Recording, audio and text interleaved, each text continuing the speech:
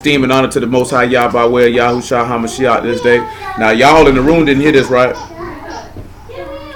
When you talk about service, and you talk about sanctification, and you talk about suffering, and you talk about service, well, that's what it is. It's sanctification, it's suffering, it's sacrifice, and it's service. What do those four things equal to? See, they can't hear because they messing with them children. Anybody? Huh? I want that. Yeah, hey, did y'all hear that? Or do I just need to just proceed? Yeah, clearly I'm just going to proceed. You know what I'm saying? So, we're going to look at individuals who manifested those four things. Yah willing, from the Torah, from the Tanakh, and from the Brit Kadash. So with that being said, John chapter 5 verse 39.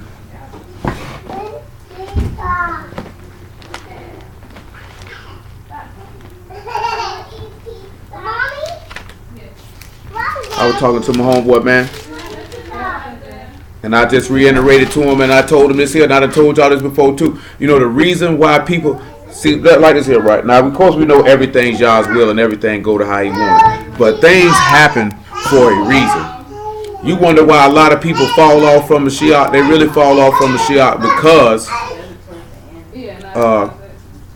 people don't really know the book very well. So people have actual sincere questions that people can't answer. So when they ask them, they wondering where this stuff coming from. An example of what I'm talking about is those men that resurrect from the dead in Matthew 27. See, y'all know why that happens.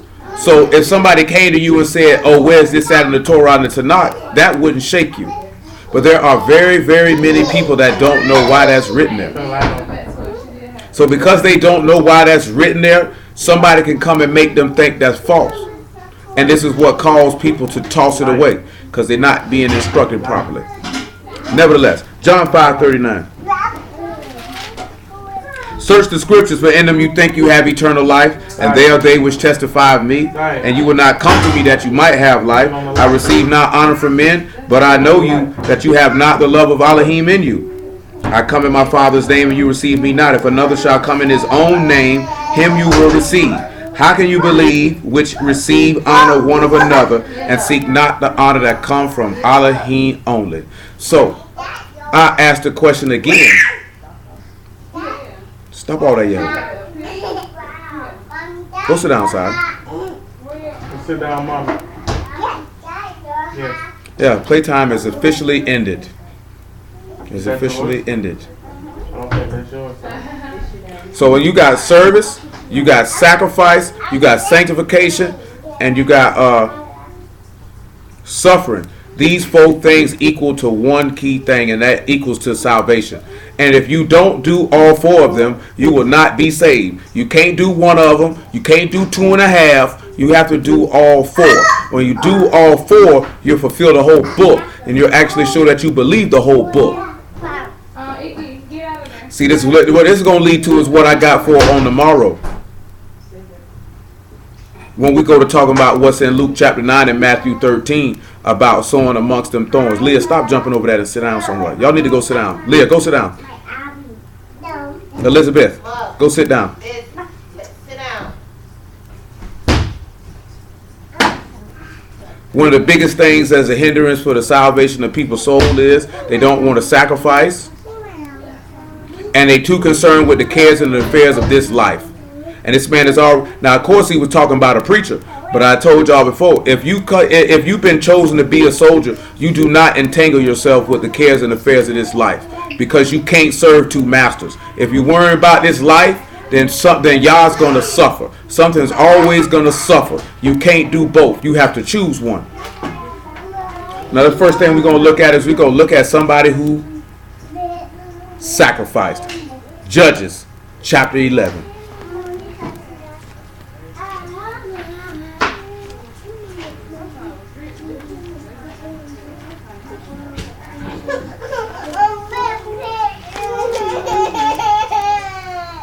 Sorry.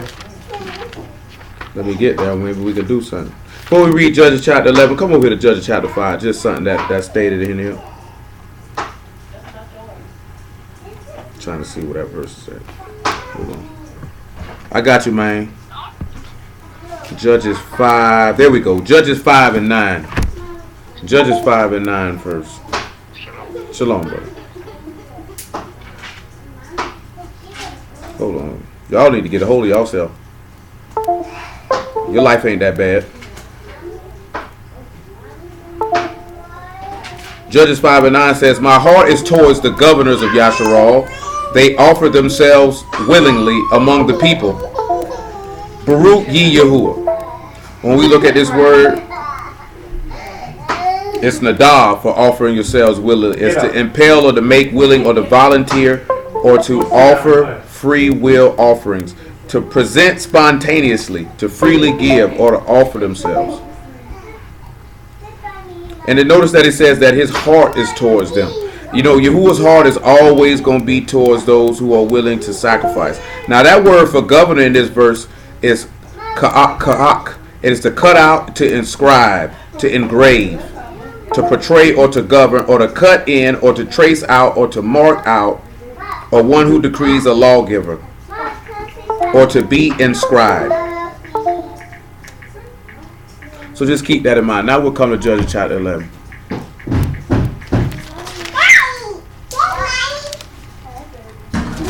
Judges 11 and 1, I want to say. There we go. Judges 11 and 1. Now Jephthah the Gileadite was a mighty man of valor, and he was a son of a harlot. Gilead begat Jephthah. No, sir. No, sir. No, sir. Thank you. Thank you. Thank you, sir. He was smooth with it, though. Oh, man. He was smooth with it. Yeah. Yeah. You come on and walk for me, man. Don't pull the cords, cuz. Don't pull the cords. No. And Gildad's wife bare him sons, and his wife and sons grew up, and they thrust out Jephthah and said unto him, thou shalt not inherit in our father's house, for thou art the son of a strange woman. Then Jephthah fled from his brethren and dwelt in the land of Tob, and there were gathered vain men to Jephthah and went out with him. And it came to pass in the process of time, the children of Ammon made war against Yasharal. And it was so that when the children of Ammon made war against Yasharal, the elders of Gilead went to fetch Jephthah of the land of Tob. And they said unto Jephthah, come and be our captain, that we might fight with the children of Ammon. That's a nigga for you, though. Cast the man off, now they need him, now he like, come help us. He a better man than Mo, because most niggas would have let him die. Stop. Stop, Henry. Come on, Henry. Come on, Henry. Boy, they done put a ponytail in your head. Why they do you like that, man? See, you are not a woman. Say, I'm a man. A large man at that. So, we're just sitting back looking at it. He about to get ready to go to battle. We're going to drop down a little bit. We're not going to read the whole thing. See where we need to come at it. Let's swing about verse 29, because it's a long story and we're not reading all that. Then the Ruach of Yahuwah came upon Jephthah, and he passed over Gilead and Manasseh, and passed over Mitzpeh and Gilead, and Mitzpah of Gilead he passed over unto the children of Ammon. And Jephthah vowed a vow unto Yahuwah, and said, if thou shalt without fail deliver the children of Ammon into my hands, then it shall be that whatsoever come forth of the doors of my house to meet me, when I return in shalom from the children of Ammon, shall be Yahuwah's. I will offer it up for a burnt offering. So Jephthah passed over unto the children of Ammon to fight against them, and Yahuwah delivered them into his hands. And he smote them from Aroer even unto Minnith, even 20 cities unto the plain of the vineyards, a very great slaughter. Thus the children of Ammon were subdued before the children of Yasharal. And Jephthah came to Mizpah into his house, and behold, his daughter came out to meet him with timbrels and with dances. She was his only child. Besides her, he had neither son nor daughter. And it came to pass when he saw that he rent his clothes and said, alas, my daughter, thou hast brought me very low. Thou art one of them that trouble me, for I have opened my mouth unto Yahuwah, and I cannot go back.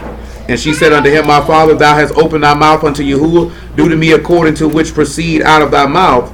For as much as Yahuwah have taken vengeance for thee of thy enemies, even of the children of Ammon. Oh my goodness. Knock this thing out the plug.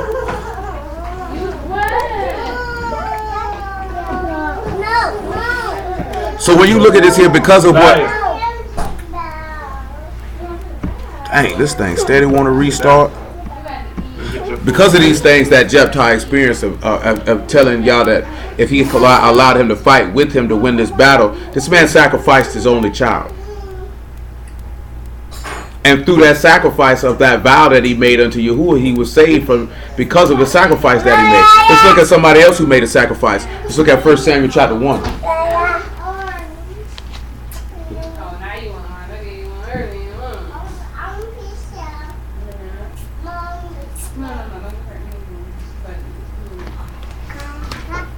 First Samuel chapter 1.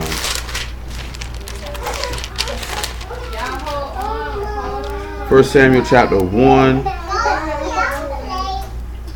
Let's look at about verse 9. So Hannah rose up after they had eaten in Shiloh, and after they had drunk. Now Eli the priest sat upon a seat by the post of the temple of Yahuwah. She was in, hush boy, eat your food. And she was in bitterness of soul, and prayed unto Yahuwah, and wept sore. And she bowed a vow, and said, O Yahuwah of hosts, if thou wilt indeed look on the affliction of thy handmaid, and remember me, and not forget thy handmaid, but will give unto thy handmaid a man-child, then I will give him unto Yahuwah all the days of his life, and there shall no razor come upon his head. Now, because she didn't have a child, and it saddened her so much in the affliction that she suffered, she offered up her child. She said, if you give me a child, I'll sacrifice him and give him to you. Now these are we looking at an extreme instance of something though. That's the same token when you look at the two women that came to Solomon. Let's look at that real fast. 1 Kings chapter 3.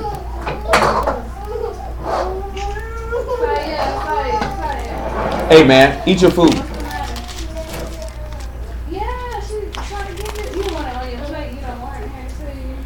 First Kings chapter 3 verse 16. Then came there two women that were harlots unto the king, and stood before him. And the one woman said, O my master, I and this woman dwell in one house, and I was delivered of a child with her in the house. It came to pass the third day that after I was delivered, that this woman was delivered also, and we were together. And there was no stranger with us in the house, save we two in the house. And this woman's child died in the night, because she overlaid it.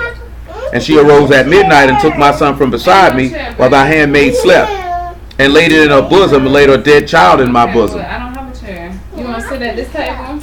And when I rose in the morning to give my child suck, behold, it was dead. But when I considered it in the morning, behold, it was not my son which I did bear. And the other woman said, Nay, but the living is my son. Girl, stop it. Saya, come here. It's not that Didn't I serious. tell you to come up here and sit down? Come sit down. And the other woman said, Nay, but the living is my son, and the dead is thy Come on, son. let me give you another And this said, No, but the dead is thy son, and the living is my son. Thus they spake before the king. Then said the king, the one saith, This is my son that lived, Another piece. Come on. and thy son is the dead. And the other saith, Nay, but thy son is the dead, my son is the living. And the king said, Bring me a sword. And they brought a sword before the king. The king said, Divide the living child in two.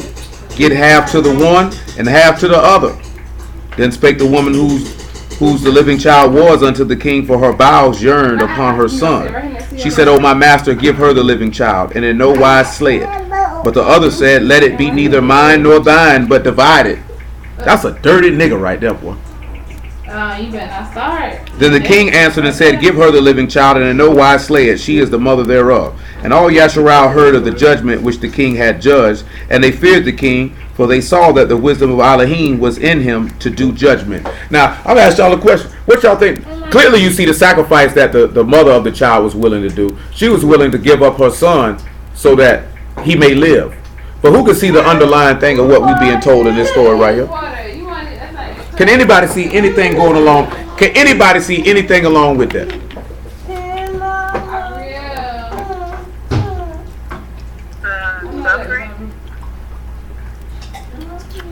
Now, ain't no suffering in this one here.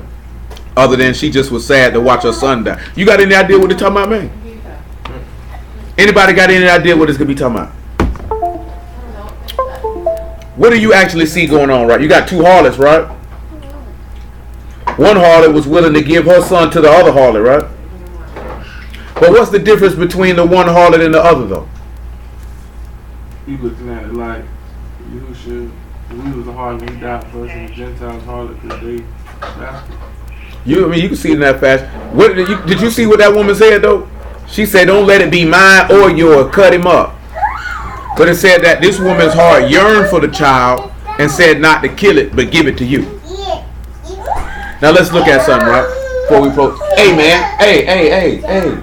You can't take other people's food, man. You come in, let me get you something to eat, young man. You can't take other people's food.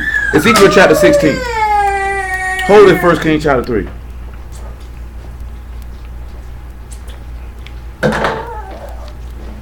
Don't you even do it. Don't you even do it. Matter of fact, Ezekiel 23. Because he said it was two harlots. Throwing a fit. You ain't throwing no fit. Go ahead, sit. After Ezekiel 23, we'll look at Jeremiah 31 again. Ezekiel 23 and verse 1. They don't move, so they don't move the body. Say, the word of Yahuwah came again unto me, saying, Son of man, there were two women, the daughters of one mother, and they committed whoredoms in Mizraim. They committed whoredoms in their youth. There were their breasts pressed, and there they bruised the teats of their virginity. And the names of them were Aloha the elder, and Abilah her sister, and they were mine, and they bare sons and daughters. Thus were their names, Samaria as Aloha, and Jerusalem as Alohabah. And Aloha played the harlot when she was mine, and she doted on her lovers, on the Assyrians her neighbors, which were clothed with blue, captains and rulers, all of them desirable young men, horsemen, riding upon horses. Thus she committed her whoredoms with them, and with all that were the chosen men of Assyria, and with all on whom she doted, with all their idols she defiled herself. Now we're not going to keep on going because it says that Jerusalem did it too. So what we see in this instance is we see Yasharal and Yehuda. Let's look at Jeremiah 31.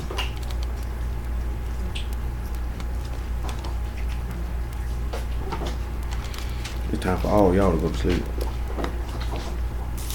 31 and 31 if I'm not mistaken. He said, Behold, the days come, saith Yahuwah, that I will make a new covenant with the house of Yasharal and with the house of Yehuda, not according to the covenant that I made with their fathers in the day that I took them by the hand to bring them out of the land of Mizraim, which my covenant they break, although I was a husband unto them, saith Yahuwah. Now keep in mind it says that there were two harlots, and one of them said, Let him not be mine or thine, but divide him. It said, but this woman whose child, the son, was yearned for him, and said, you know what, you let her have him, spare his life. Now let's look at something, right? Because we see these two houses. We see that Yasharal and Yehuda were called harlots. They're called whores. They were two whores. It was one son that was living. It was one son that was dead. Now let's look at something else. Let's look at John chapter 10, verse 16.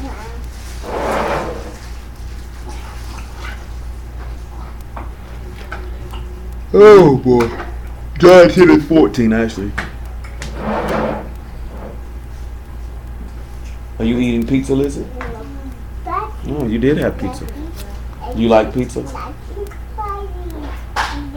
I am the good shepherd and know my sheep, and I am known of mine. As the Father know me, even so I know the Father, and I lay down my life for the sheep. Other sheep I have, which are not of this fold, them also must I bring. They shall hear my voice, and there shall be one fold and one shepherd. You have to remember in Ezekiel 37, didn't it tell you that Yasharal and Yehuda were divided? They were separated. They were split. They were split because of their whoredom. Now when we come back and we look in the book of John, if we look at any one of the Gospels, what are we going to see? We're going to see that they're going to say, let him be killed. But there was somebody who bowels yearned for him to spare him. Let's look at John chapter 3, verse 16. Stop. And then we're going to come back and again we're looking at this sacrifice. Because what we're looking at when we went back and we look at Jephthah, and we didn't go through it because we didn't went over in the past. When he offered up his daughter, she went up on the mountains and bewailed her virginity for like 2 months. You see the master when they went up in that place when he went to pray, he bewailed his virginity because he was about to get ready to sacrifice. Because a lot of people think that Jephthah killed his daughter. Why would his daughter be bewailing her virginity if he killed her? You know what I'm saying? That doesn't even make any sense. she had been offered to you. This was it. This is where it come in at when you see the master say some have made themselves eunuchs for the kingdom of Shamahim's sake. You know what I'm saying? Because some people have made themselves celibate for the word's sake. Some people celibate because nobody want them. You know what I'm talking about?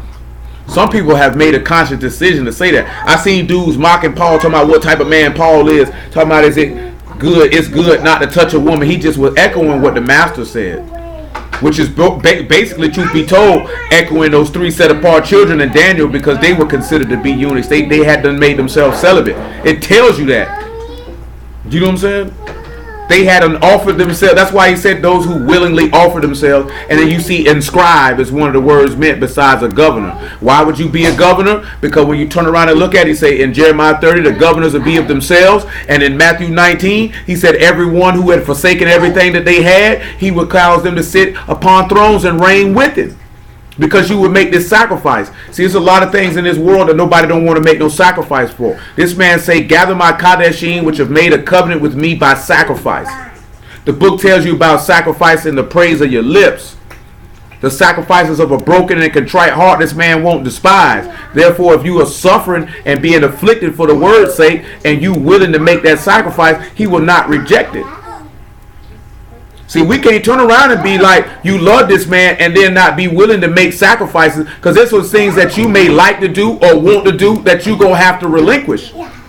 Because he did it. He's not asking you to do nothing that he didn't do. I don't never think we really even sit back and think about that. This man sacrificed his whole life, and we won't sacrifice small things. This man didn't have to come down from Shamahim to offer himself to you. That's what that Judges 5 and 9 is telling you about. This is the governor who inscribed and engraved himself, impaled himself willingly. Willingly. And we drag our feet and complain about the things that we might have to give up. How do you expect to receive the Ruach with that type of mentality? You can't receive it with that type of thought process if you murmuring and complaining about certain things you may have to sacrifice because you don't want to give it up. Whether it's people, places, or things. We're going to look at Abraham. He made a sacrifice too. We got to pull one out the law. He made a sacrifice too. John 3 and 16 though. Make it 14. John 3 and 14. And as Moses lifted up the serpent in the wilderness, even so must the Son of Man be lifted up, that whosoever believe in him should not perish but have eternal life. For Elohim so loved the world that he gave his only begotten Son, that whosoever believe in him should not perish but have everlasting life.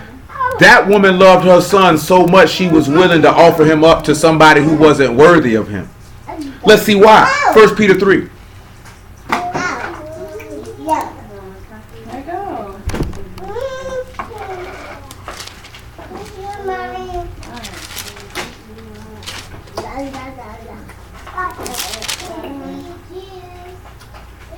First Peter 3 and about verse 16, 15. Come, I'm gonna tell you something. It's a multitude of reasons why most people not gonna be saved. I'll say this here, right? 1 Peter 3 and 15. I'll tell you like this here, right? When we look at men, the most reason why men ain't gonna be saved is because of their pride. You know what I'm saying? Pride. Most dudes don't like to be told nothing. They don't want another man telling them nothing. Or they think they got stuff figured out and they won't take correction. Didn't I say hush your mouth? Most women ain't gonna be saved because of they worried about their external appearance and other things that actually don't mean absolutely nothing. You know what I'm saying? This is why he said in Isaiah chapter 3, the daughters of Zion walk with haughtiness and wanton eyes and stretched forth necks.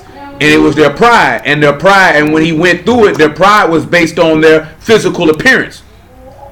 You know what I'm saying? Their pride welled up because they thought they was some hot stuff. Look at me. You know what I'm saying? Ain't that what it say though?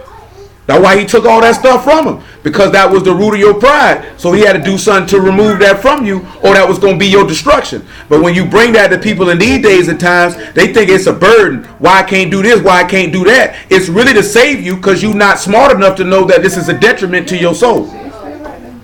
See, it's the same way when you tell your kids not to do something, or you withhold something from your children. They don't understand why you're withholding that from them, because you know that it's going to do more harm to them than good. I don't know why we don't think the father of all ruachs do the same thing. There's a reason why he withholds things from you, because it will destroy you. But just like disobedient, rebellious children, we feel like, man, that ain't going to bother me, Pop. That ain't going to do nothing to me. And it does it to you every time.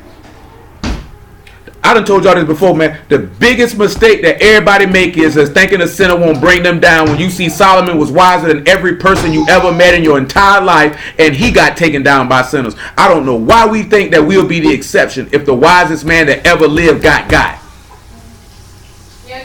You can't tell me you stronger than Solomon. You can't tell me you wiser than Solomon. You can't tell me that. Because the master himself said there was nobody wiser than Solomon, and a greater than him is here. There's a reason why the book say blessed is those who don't go in the way of sinners. There's a reason why he tell you that. There's a reason why he tell you don't make no covenant with them, don't make no league with them. It's because they will turn your heart from following them. It's not a matter of if, it's when. That's what you're going to have to realize. It's not a matter of if, but when. That's why we're going to look at our father Abraham and see he did that. He sacrificed his whole family for Yahuwah. For him. You see Hannah sacrificed her son for Yahuwah. Jephthah did that for Yahuwah. The father himself sacrificed his own son for us. All these people were delivered and saved. All of these people have a good name, a good report by the faith they had to make that sacrifice. If you're not willing to make a sacrifice, that means you really don't trust y'all like you say you do. Because there's a reason why this man says that he that loved father, mother, brother, sister more than me is not worthy of me. Let's just put it this way, right? Before we're going to look at Abraham in a minute. Let me read this 1 Peter 3 and 15, then we'll look at Abraham. He said, but sanctify Yahuwah your Elohim in your hearts, and be ready always to give an answer to every man that asks you a reason of the hope that is in you with meekness and fear, having a good conscience, that whereas they speak evil of you as of evildoers, that they may be ashamed that falsely accuse your good behavior in Mashiach. Is that not what happened to that harlot that falsely accused that woman? She ended up being ashamed, falsely accusing that woman good behavior, because that was her child. She wasn't lying. That other harlot ended up being ashamed. For it is better if the will of Elohim be so that you suffer for well-doing than for evil-doing. For Mashiach also once suffered for sins, the just for the unjust, that he might bring us to Elohim, being put to death in the flesh, but quickened by the Ruach. And that's what you see right there, is that child was with this woman who was unjust, was willing to let this child be dead. This woman was willing to offer this child her being just in the matter, not her being just in the whole. But in this matter, she was just. And she was willing to offer the just to the unjust and say, you let her have it, even though she was unjust. And that's a similitude of what he did for us. You can have my son, though you're unjust. I have to do this because I got to make a covenant with you that's not like the one with your fathers. Because what did Solomon turn around and do? Get a child to her mother. Give him to him. See, that's a strong thing. See, we'll sit back and look at that, right? Go sit down. That woman loved her child so much she was willing to give it up. Elohim loved Yahusha so much he was willing to give him up. Now let's look at Abraham in the 12th chapter of Genesis. Sorry, what I say? Go sit down.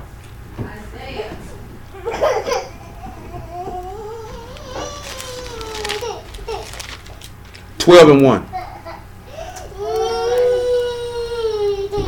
Genesis 12 and 1. Now Yahuwah had said unto Abram, get thee out of thy country, and from thy kindred, and from thy father's house, and to a land that I will show thee. And I will make of thee a great nation, and I will baruch thee, and make thy name great, and thou shalt be a blessing. And I will bless them that bless thee, and curse him that curse thee, and in thee shall all the families of the earth be blessed. So Abram departed as Yahuwah had spoken unto him, and Lot went with him. And Abraham was 75 years old when he departed out of Haran. And Abram took Sarah his wife, and Lot his brother's son, and all their substance that they had gathered, and the souls that had been gotten in Haran, and went forth to go into the land of Canaan. And into the land of Canaan they came. Now this man just made a major sacrifice. This man walked away from everything and everyone he had ever known. Let's look at Matthew 19:25.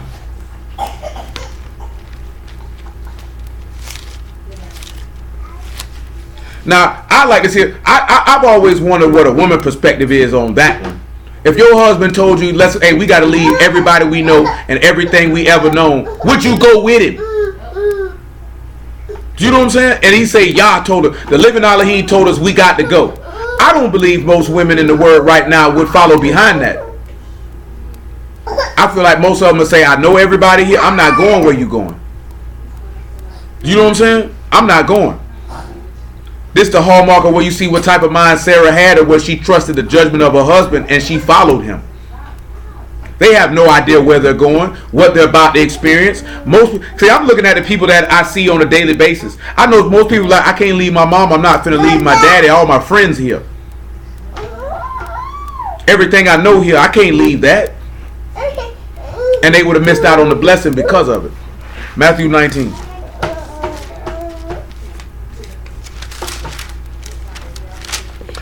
And what? 25. Matthew 19 and 25. I know most dudes won't do it either, to be honest. You know what I'm saying? Because human beings are creatures of habit, and we like to be comfortable. And we don't like to be put in positions that make us uncomfortable. Because when we get put in positions that make you uncomfortable, it's actually going to force you to have to learn how to change and adapt and to grow. As long as you're in a position where you're comfortable, you will remain the same, because you'll continue to do the same things over and over again. This is where we get in, where the affliction and the tribulation come in at, so you can't get comfortable. So he can force you to be able to grow into who he wants you to be. And we resist that because we don't want to sacrifice and we don't want to separate. That's why that sanctification come in at. You can't be saved and not be willing to separate. And just like we read Wednesday when this man said, I severed you from other people that you might be mine. And what did your ancestor do? I want to go back where the sinners at. I want to go back to Egypt where the sinners at. That doesn't make any sense. And we do that. You have to remember this. This man say it's two in the house. He going to grab one and not the other. He says 5 people in the household and it's 2 against 3. Mother-in-law against father-in-law. You're going to have to realize your friends and your families might not get called. And if they don't get called, can you walk away from them? Because if you can't walk away from them, how can you be sanctified? That's what sanctification is. It's separation. Whether you use Kadesh, whether you use consecrate, whatever the case may be, it's a separation. What? Man, leave the fan alone, cuz. It get hot back here. Yeah, I'm just saying though. Don't finna say you cutting it on like you finna cut it off. It get hot back here. Nah, I don't think she was on the highs. You gotta be on the highs. Just let her spin. Spin. Like my head would be doing if I had a haircut. I ain't got none, so I look like nobody cares about me. Look like I don't even care about myself. The first time. Huh? Ain't the first time. So ain't. Probably ain't gonna be the last. I hope it'll be the last. Because if it's the last, that means I ain't never. Money good. Money tight right now. I owe too many people. The life of a hustler. Nevertheless, a legal one anyway. Because if you're illegal, you shouldn't be owing nobody. You owe the plug, you might get plugged. I wasn't with that front stuff too tough no way. So nevertheless, you have to be willing to separate yourself. People are not willing to separate themselves. How you going to be saved when you don't separate yourself? How's that going to happen? That make any sense to you?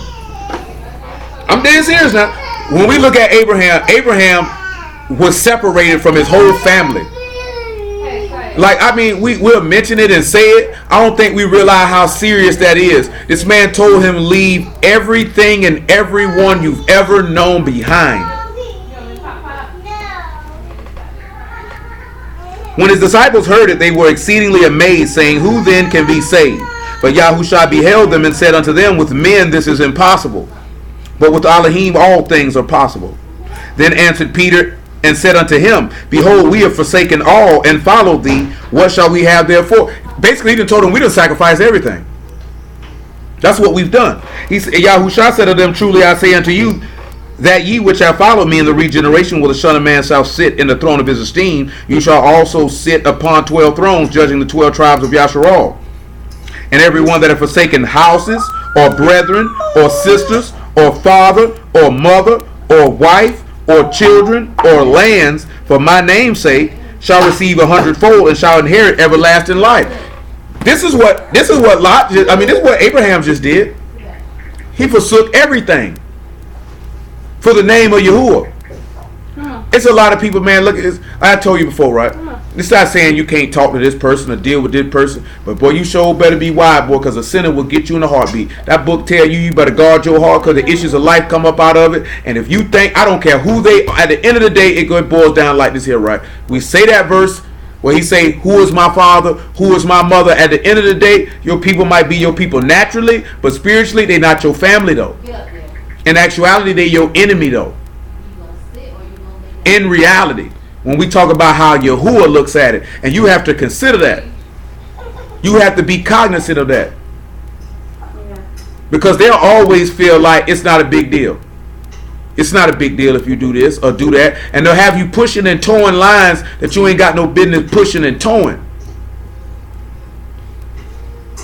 What I said I was going after this? I don't remember.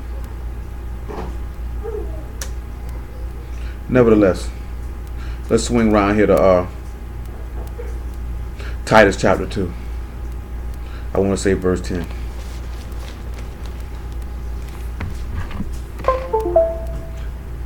Sacrifice is a very, very beautiful thing, because sacrifice will get you where you need to go and get you where you need to be.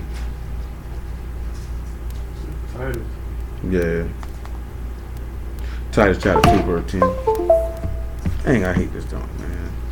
I hate when this junk do this periodically. Do all this doggone asking me, do I want to import photos? I just want you to charge my phone, sir. 2 and 10? Yeah. I'll say 2 and 6 though. I'll say I just started verse 1, man, and worked my way down. It's still going to be talking about some of the stuff I want to deal with.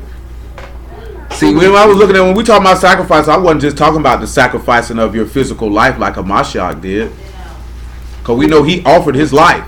But you also have to realize that Hamashiach sacrificed, just like Abraham sacrificed. He left his father's house.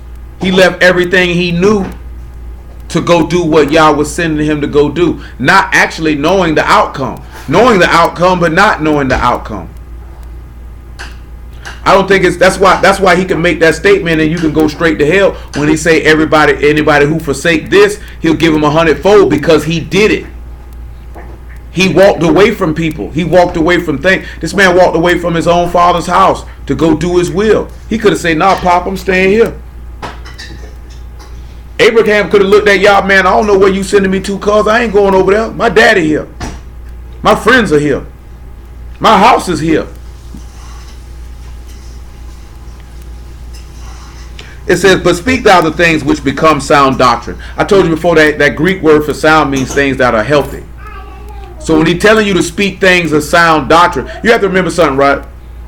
Because this is what I'm finna say. This is the stuff that covers those gray areas. You know that people saying, well, it don't say this or don't say that. Like you see people arguing about smoking weed. You know what I'm saying? Or I'm trying to think of something else, niggas. Or pedophilia for why niggas argue about that. I don't know. You know what I'm saying?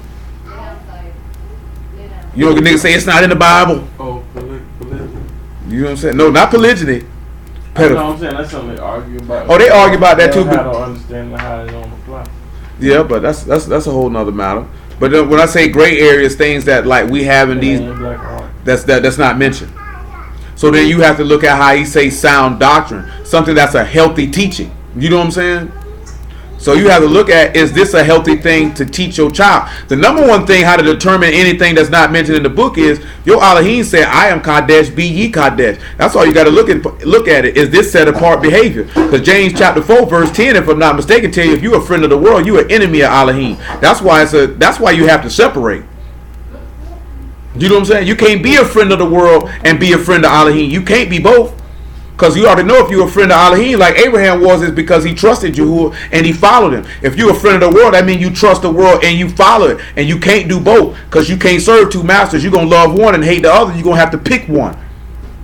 That's why he told you can't be lukewarm, because if you're lukewarm and not hot or cold, he gonna spit you out his mouth because you ain't made a decision what you gonna do. See, when it comes to sacrificing things, you can't be like, well, I don't know. You either gonna drop it or you not. Because if you wait while you making up your mind if you're gonna drop it or not, y'all might drop you. And say, don't worry about it. It took you too long to figure it out. He said that the aged men be sober, grave, temperate, sound in faith, in charity, in patience. The aged women likewise, that they be in behavior that become Kadesh. And that's that's the thing when we mentioned earlier, like in Isaiah 3, when he was looking at the and the same thing I mentioned with the men too. Pride is not becoming of a man. That's why he told them they ought to have self-control and love and to be patient and to be serious and to be sound in the faith, and their pride won't well up to destroy them. That's why he said the women ought to be in behavior that become being Kadosh. And we could sit back and look at women on that, and maybe another day we will. He say not false accusers, not giving to much wine, teachers of good things, that they may teach the young women to be sober, to love their husbands, to love their children, to be discreet, to be chaste, to be keepers of home, good, obedient to their own husbands, that the word of Elohim be not blasphemed. Notice that when he mentioned that with the women, that they ought to be discreet and they ought to be chaste. Let's look at the Greek word for discreet on this one. You stinking whore, you.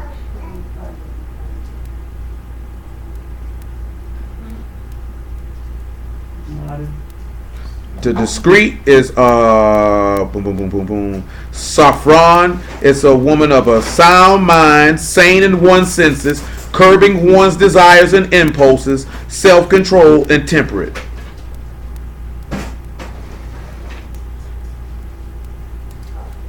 And chaste is hagnos, exciting reverence, venerable, sacred, pure, modest, innocent, clean, pure from every fault, immaculate, pure from carnality, chaste and modest.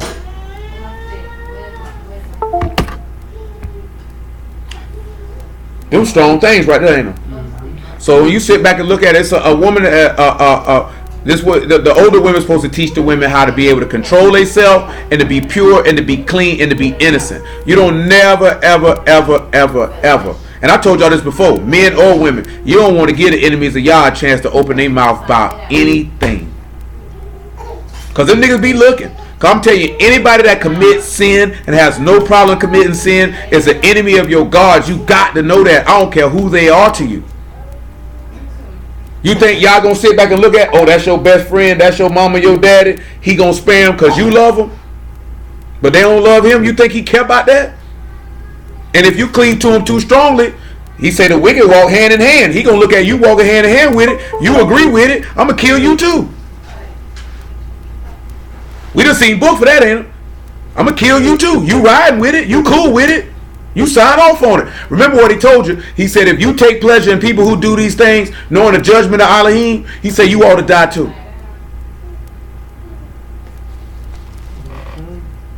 Yeah, I mean, people don't like to hear it, but it is what it is. So that means what that boils down to is this right here. This is what it really in the plainest speech possible.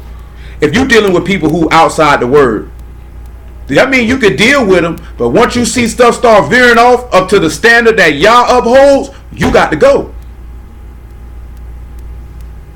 You know what I'm saying? Because a sinner tell you real fast, oh man, that ain't no big deal. And if you feel like it ain't a big deal to roll with it, your mind bad as theirs. Just as bad. You know what I'm talking about? It's supposed to get to a point where a sinner wouldn't even dare. They supposed to know, but I wouldn't dare come at cuz with that right there. I wouldn't even dare come at him with that right there. You have to sit back and realize that, right? Your life does not belong to you because a man sacrificed himself for you. You have to learn to stop living for yourself and start living for him. Your life does not matter. His life matters in you. If his life is not manifested in you, then the sacrifice is not manifested in you. Therefore, you will not be accepted. This man say, offer yourselves as a living sacrifice. This is your reasonable service. This man was accepted because he said, I lay my life down and the Father accepts me because he does it. He said, I have a commandment to lay my life down and I'll pick it back up again. That's the commandment. He was commanded to sacrifice himself, and he was willing to do it. We ain't willing to give up nothing. We think we done gave up a Friday night and a Saturday afternoon and a pork chop that we done did something. But we don't sacrifice our desires. We don't sacrifice our wants. We don't sacrifice our flesh. We don't sacrifice any of those things. Because we still be trying to figure out a way to do what it is that we're desiring to do. You have to check desire, because 99.9% of the time desire is your flesh. Every desire that pop in your mind, you need to add. And desire ain't talking about sex. It's the things you want to do. You have to ask yourself, is this set apart? Does this meet the standard of Kadesh? Is this a sound move to make? Is this a healthy move? Because if it ain't, you ain't got no business doing it. Look what he said about young men, though. Young men, likewise, exhort to be sober-minded. In all things, showing thyself a pattern of good works and doctrine, showing uncorruptness, gravity, and sincerity. Let's look at the word for gravity. Hey, man, I'm about to take this thing off the charger, I promise, man. Yeah, you won't do it again. How about that? Still letting them rats eat your cord. No, it keep saying allow, don't allow, for important pictures. Sometimes it does that. So you gotta put it in. Yeah. The word for grave is semnos, and it means to be venerated, character, honorable, an honest person. Now, y'all know what I'm finna refer to right this here. I'm gonna tell you something, right? Y'all know why people lie? This nigga scared. I say this because it's a quote from John Gotti. Because John Gotti said he never lied to nobody. People lie because they fear whoever they lying to, for whatever reason.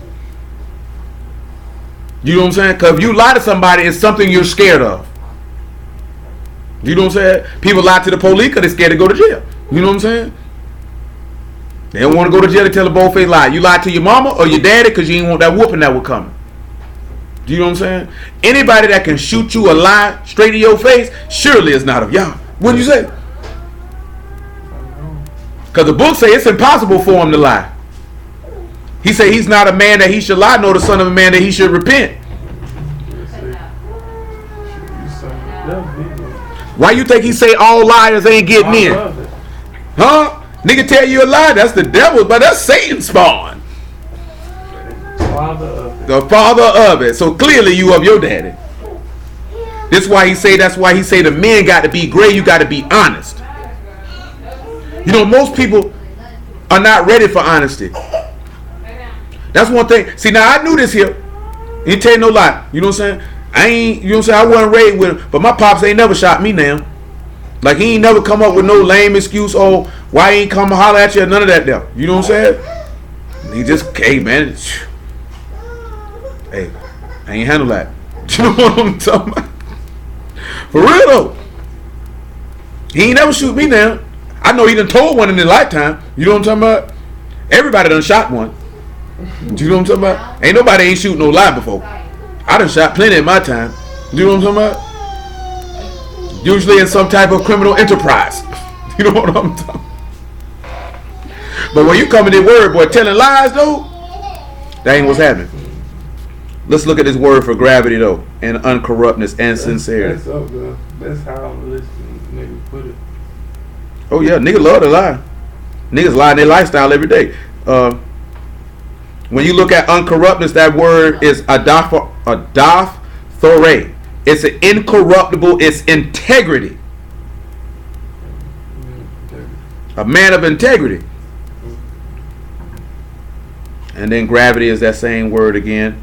Here it is. It's a different word. It says the characteristic of a person who to be respected, dignity, majesty, sanctity. Yeah. Set apart individual. Now this referring to the men. This is why with a man that pride came. You notice it's going along with the same things I mentioned. That pride for that women. He told the women to curb your desires and to control yourself and to be modest and to be innocent. You know what I'm saying? He telling the men to be honest, to be of integrity, and to be of good character.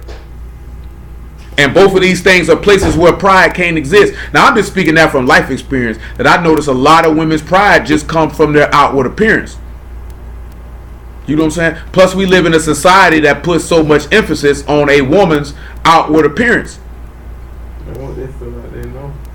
You know what I'm saying? Like, and a man that they done started doing that. I'll probably say in the last 50 to 60 years with putting in the woman's mind on how much she know. Kind of going back to what happened in the garden. She feel like, I want to be like God. I want to do what the man do.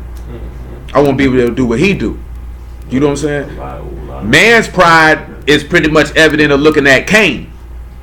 You know what I'm saying? You want to do what you want to do. Can't nobody tell you nothing. When somebody tell you something different, now you mad. You know what I'm saying? That's not manly behavior.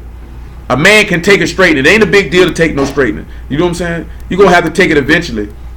You find me a man that can't take it straightening, I'll show you a man who don't like his parents nor obey them.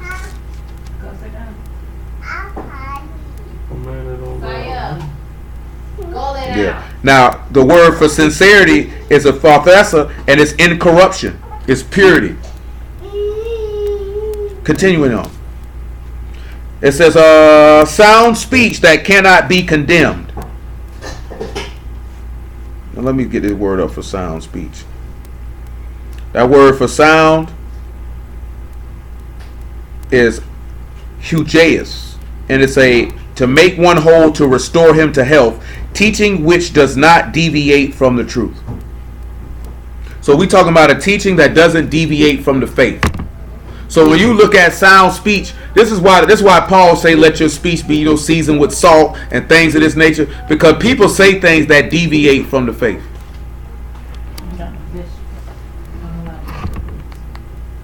Sound speech that cannot be condemned, that he that is of the contrary part may be ashamed, having no evil thing to say of you. Now this is where the key component come in when we talk about things in a gray area. I'm trying to recall where Paul made mention of this here. Like Paul said, should I be judged of another man's conscience because he do this and I don't, or something along them lines. I have to pull it up in a moment. But you have to sit back and look at, just because you may or may can't do something, there are people who come in and they looking to condemn what you talking about. And you don't want to give that. Now this mainly talking about men. If you come in with some speech, you have to make sure your words can't be condemned and that your words give help to the people who hear it. Matter of fact, let's look at that. Psalms 104. I want to say it's Psalms 104.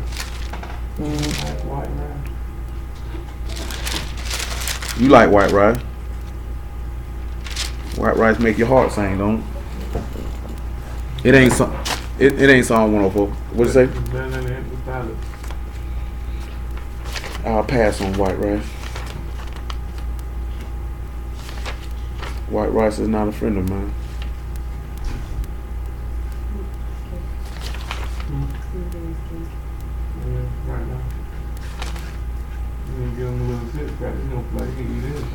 I've been had one. Yeah, I mean I had one before. That's not a big deal. And what happened? I decided to get bigger. Start back eating cake. No, I didn't do that till 2016. Packs of Skittles. Well, that was after works out, sir. Let's look at Psalms. It's actually Psalm 60. 7. No, that ain't.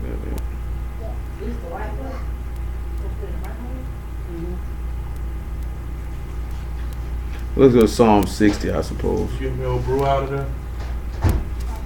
Psalm 60. That still ain't what I wanted, man. I'm trying to remember what it was I wanted. Give me a natty light. Forget that Psalm 60. I'm looking for something, though. Trying to remember what it said.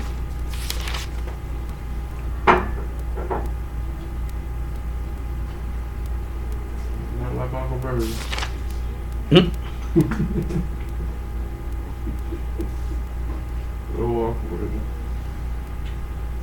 There it is. Psalms 103 and 1. And then Psalm 60.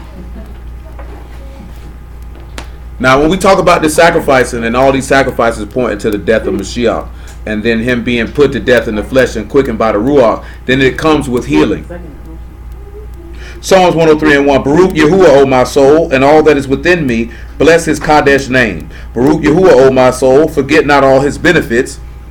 He who forgive all thy iniquities, who heal all thy diseases, who redeemed thy life from destruction, who crowned thee with loving kindness and tender mercies. So remember, this is referring to crowning you with mercy. We talked about that mercy in Jeremiah last week. Let's look at Psalm 60 and 1.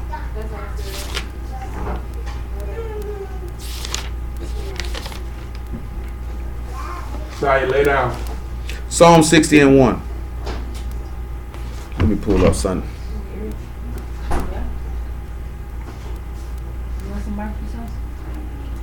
It says, to the chief musician upon Shunduff, Mitcham of David, to teach, when he strove with Renaham and Amazaboa, when Joab returned and smote of Edom in the valley of Salt 12,000.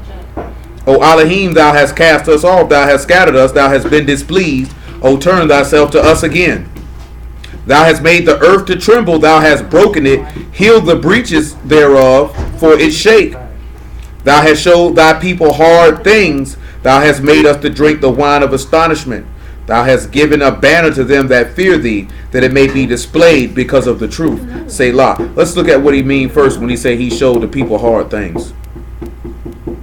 When we look at hard things, the word is cachet, and it's hard, severe, cruel, obstinate, difficult, intense, and vehement. Also stiff-necked and hard-hearted, obstinate, sorrowful, in trouble. This is actually going to take us to the sufferings. So we cross-referencing.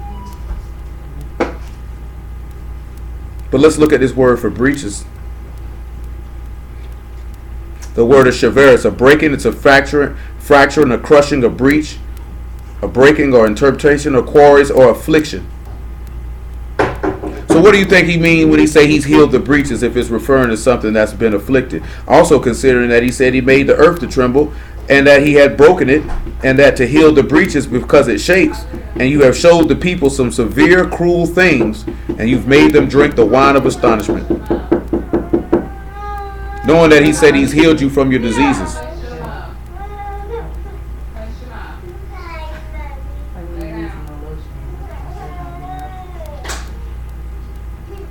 That word for astonishment is trembling or astonishment or reeling or staggering, and it's tarlah. What do you think he mean when he say that he's showed the people hard things to make them drink the wine of astonishment, to give them a banner to them that fear thee?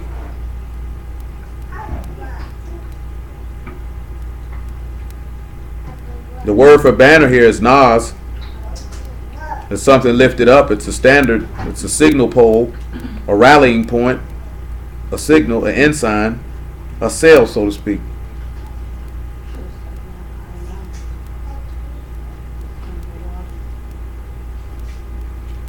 He said that it might be displayed because of the truth. That word for truth here is kashet, and it means something that's balanced, a certainty, something that is evenly weighed. Anybody got an idea what this could be referring to? Especially when we talking about sacrificing yourself. You ain't nobody got nothing? This man says that he's called the earth to tremble and broken it. He's healed the breaches thereof, for its shake. Thou hast showed thy people hard things and made us to drink the wine of astonishment. Thou hast given a banner to them that fear thee, that it may be displayed because of the truth. Remember, the truth here is not amat, it's kashet, and that's something that's evenly weighed. From that I get the banner is the mark for the country. I said the banner is an ensign or a pole, a flag, a standard. Yeah, look at lesbian. He's being a standard and lesbian sealed by the faith in him. But I mean, how he said, how is he a pole? It said something lifted up. How does this happen? Through his death, through our death. Yeah, I mean, you got to be more specific. These are very general answers. Because he said he made the earth to tremble. He's broken it, healed the breaches, because it shake. He done showed the people cruel, obstinate, stiff-necked things. He's made you to drink the wine of astonishment, but he's given the banner to them that fear thee, that it may be displayed, because of an evenly weighed balance of a verity or the truth. Well, again, that's his death. That's his death and his suffering. Or his sacrifice. He died and made the earth tremble. And they drunk it. They took it. They drunk. They took his body. And drunk his blood. He said he showed the people hard things. What is he talking about? I think about when he was talking to the people, and they was like, what they were saying, him being the son of No, I say the hard things mean something that's cruel, severe, obstinate, stiff-necked. Let's see how he did that. Yeah, I heard that. Numbers 14. What did you say? What did he say? Well, who said? I thought I heard somebody say something. No, that nigga coughed. Sure. Yeah, that nigga coughed. Numbers 14. He showed them hard things. 14 and 8. If Yahuwah delight in us, then he will bring us into the land and give it to us, a land which flow with milk and honey. Only rebel ye not against Yahuwah, neither fear ye the people of the land, for they are bread for us. Their defense is departed from them, and Yahuwah is with us. Fear not them. Fear them not. But all the congregation bade stone them with stones. And the steam of Yahuwah appeared in the tabernacle of the congregation before the children of Yasharal. And Yahuwah said unto Moses, how long will this people provoke me? How long will it be ere they believe me? For all the signs which I have showed among them, I will smite them with pestilence and disinherit them, and will make of thee a greater nation and mightier than they. And Moses said unto Yahuwah, then the Egyptians shall hear it, for thou brought up this people in thy might from among them, and they will tell it to the inhabitants of this land, for they have heard that Yahuwah are among this people, and that Yahuwah art seen face to face, and that thy clouds stand over them, and that they go before thee, that thou go before them by daytime in a pillar of a cloud, and a pillar of fire by night. Now let's look at what it is. Verse 23, what that was at? No. Oh, I'm finna read it right now. My bad. Now if thou shalt kill all this people as one man, then the nations which have heard the fame of thee will speak, saying, because Yahuwah was not able to bring this people into the land which he sware unto them, therefore he hath slain them in the wilderness. Slain them in sin. I'll kill them all as one man because they've been rebellious and obstinate. Let's come back to Titus chapter 2 real fast.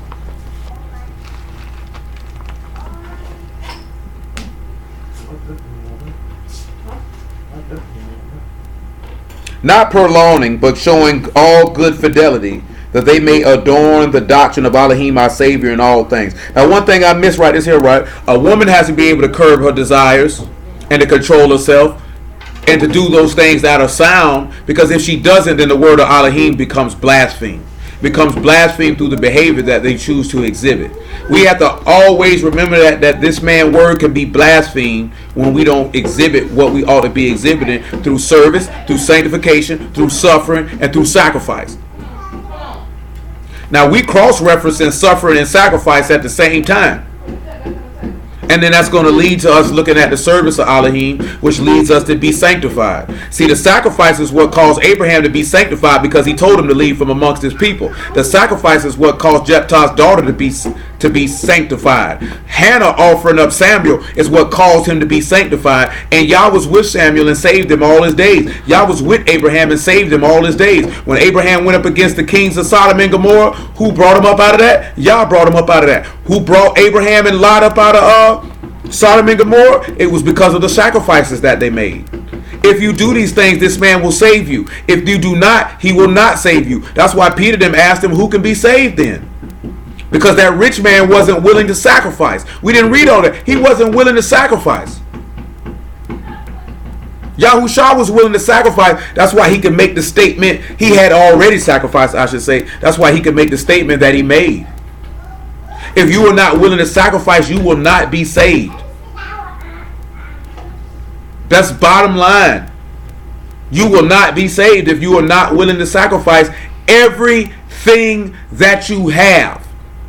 Your thoughts, your ways, your doings, your life, your friends, your family, your children, everything you got to sacrifice it, or you're not going to be saved, because you will not meet the standard which Yahushua made. That's why he said, all those that fear thee, he has given them a standard. He's lifted up something up for them. Matter of fact, I'm finna get this on. Hold on. I got a lot going in my brain. He say, for the favor of Elohim brings salvation, that brings salvation have appeared to all men. Did we not just read what it is in Psalm 60? That he made the earth to tremble and showed the people hard things, and given them a banner that it might be displayed because of the truth. The cruel and severe and stiff-necked things was the master being on the stake and the things that he suffered to get there. He showed them hard things. Remember how we just talked about last week? I corrected you with your own wickedness. Their obstinance, their stiff-neckedness, their rebellion. They saw that when this man was up there on that tree. Because he took all of that. That was for you. That's why when Paul stated that we should no longer live for ourselves, but him who died and rose again, you ought to lay that at the heart and consider that in everything that you do. But we don't do that. We don't want to live. We want to live for us and live for him. You can't do that. You either going to live for him or you not. Or you not. And that's the bottom line. Still in Titus though. He say, teaching us that denying ungodliness and worldly lust, we should live soberly, righteously, and godly in this present world, looking for that Baruch hope and esteemed appearing of the great Elohim and our Savior Yahushua HaMashiach, who gave himself for us, that he might redeem us from all iniquity, just like we read in Psalms 103, and purify unto himself a peculiar people, zealous of good works. These things speak and exhort and rebuke with all authority. Let no man despise thee. This man sitting back telling Titus that all these things you ought to teach the people to sacrifice themselves. When you sacrifice yourself, this man he sacrificed himself to save you from your iniquities so that you might have good health. So you might prosper. We don't want good health though, because we want everything that we want. If what we wanted in the way that we wanted to go work, we wouldn't have no need for a savior. Let's look at Proverbs 23. I'll show you something with the poll. We already kind of touched on the poll when we were referring to the serpent that was put upon a pole when he was lifted up in the wilderness. Proverbs what, 23 and 34? Look at me. Look at me. Look at me. Look at me. You're fine. You need to go to bed. It's bedtime. Lay down. Proverbs 24 and 34. 23 and 34. Get your blanket. It says, yea, thou shalt be as he that lay down in the midst of the sea, or has lay upon the top of a mast. When we look at that Hebrew word for mast, it says its meaning is uncertain. The word is cabal. It's in the sense of furnished with ropes. It says, they have stricken me, shalt thou say, and I was not sick. They have beaten me, and I felt it not. When shall I awake? I will seek it yet again. What do you say?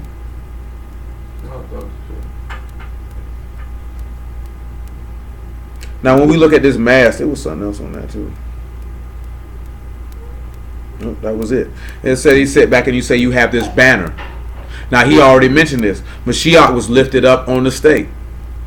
And him lifting up on the stake was him offering himself up to teach us to deny ungodliness and worldly lust.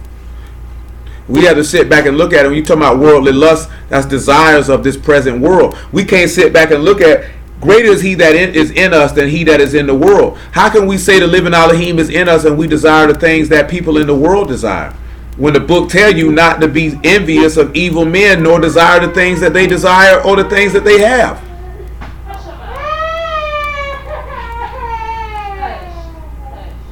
Come over here to Romans 6 though.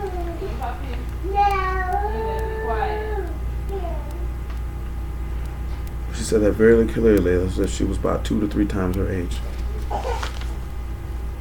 What say you, sir? Yeah, they get real proper when butt cutting on the line. See, I can understand you clearly now.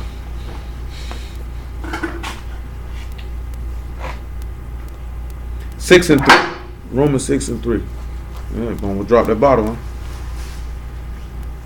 Know ye not that as many of us were immersed into Yahushua HaMashiach, we are immersed into his death? Therefore we are buried with him by immersion in death, that like as Mashiach was raised up from the dead by the esteem of the Father, even so we should also walk in newness of life. For if we have been planted together in the likeness of his death, we shall be also in the likeness of his resurrection. Knowing this, that our old man is crucified with him, that the body of sin might be destroyed, that henceforth we should not serve sin. For he that is dead is freed from sin. So we'll sit back and look at it. If this man then offered and sacrificed himself, then we have to sit back and look at that this offering and sacrifice will cause us not to be moved by the things of this world, nor the things of this life. Yahushua was not concerned with the things of this life, nor the things of this world. That was not his cause, rhyme, reason, or purpose. He didn't care. Because he had a job to do. He had a service to perform. You got to remember, he said, I didn't come to be ministered unto. I came to minister. When you look at every person in there's 3 to 4 different types of people that were meant to be servants. A husband was meant to be a servant. This might be a little bit more than that. A king was meant to be a servant. The Levites were servants, and the prophets were servants. Their whole job was to serve the people. And the Malachim are servants. They were made ministering ruachs. They were spirits that were meant to serve Yah's people. Because when you look at service begets selflessness. When you look at selflessness, that's when you begin to look at the Ruach of Elohim. When you look at sacrifice, that's when you begin to show the love of Elohim. When you show the love of Elohim, then therefore you'll love your brothers, you love yourself, and therefore you will love this man with your whole heart, your whole soul, and your whole mind, which is a manifestation of faith. The same thing with dealing with suffering. If you're willing to suffer, that's the manifestation of faith, because you are patiently going through that suffering to receive the reward of Yahuwah. And all of these things causes you to be set apart from everyone around you. See, when your ancestors came out of Mizraim, they had suffering and tribulation. That's what caused them to cry out to Yahuwah. Therefore, he began to sanctify them. And they offered a sacrifice in the means of the Passover lamb. But the problem was they didn't want to serve. The problem was they didn't have any patience. So therefore that caused their service to slack and to suffer. It's things that cause your service to Elohim to suffer. And that's the cares and affairs of this life and the deceitfulness of riches. It chokes the word off and you can't bear no fruit. And we're going to look at it more in depth tomorrow. This is what causes people not to grow. Like people say, I'm not growing. You're not growing because of the cares and affairs of this life, according to Yahushua HaMashiach in Luke chapter 8 and Matthew chapter 13. Because he said, when you sow amongst the thorns, he say the cares and affairs of this life and the deceitfulness of riches choke the word that you can't bring forth fruit to perfection. And that's where the problem lies. It don't lie nothing else other than that. Unless you the ones that it fall amongst the stones. Then you ain't got no root in yourself, and when persecution and tribulation come, you're going to be offended. Or unless you're the one who don't understand it, so the seed gets snatched away before it even gets sown good. Because if you the seed that fall in the good ground, then you're going to hear the word, understand it, and do it, and you're going to bring forth fruit. Therefore, there's going to be growth that would never come out of your mouth. Most people on this planet fit into that third one. The cares and affairs of this life and the deceitfulness of riches choke it off. Because you worry about this, I got to do this, I got to do that, I got to do this, I want to do this, I want to do that, I want to do this, I want to do that, I want to go here, I want to go there, I need to do this, I need to do that, and there's no way you can grow. Because when we look at thorns, it's going to tell you that it means something that is a distraction. This is one of the reasons why Paul stated that it was better for somebody to stay unmarried, because they would not be distracted. They would be able to serve this man without distraction. But of course, this man had enough sense to know people are in the flesh and they're going to want a companion. But in reality, if you ask most people who done got married before they got solid with the word, they'll tell you that this is a distraction. I can't serve this man, because you got to please your husband. You got to please your wife. You have to serve them. That's the nature of that union, of that particular office. You have to serve one another, and that can distract you. Then when people are not married, they don't give the time over to serve this man so they can be strong, so their marriage would not be a distraction for them. Some people jobs are their distraction. Some people family members are distractions. There's distractions all over the place. And you got to be able to learn how to regulate them. Where we at, right? We finished Romans chapter 6. Let's finish what we're looking at in Psalm 60 though. Because if you buried with him in the likeness of his immersion, that means you got up there on the stake with him. Therefore, you have a banner to show. Let's look at Galatians chapter 2, and since I'm mentioning that, have a banner to show. Because when you look at, because of the evenly weighed out, remember he told you need to have a just weight and a just balance. That's why he was able to deliver Yahushua, because his balance was just. He was weighed in the balance. He was showed to be just. Galatians 2 and what? 16? Yeah, 2 and 16.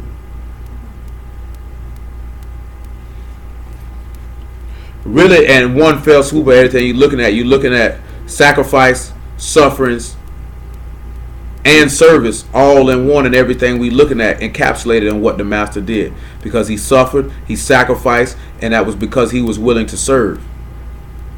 So you have to prepare your heart if you're going to come to serve Yahuwah, and you're going to have to prepare your heart to know that you must sacrifice.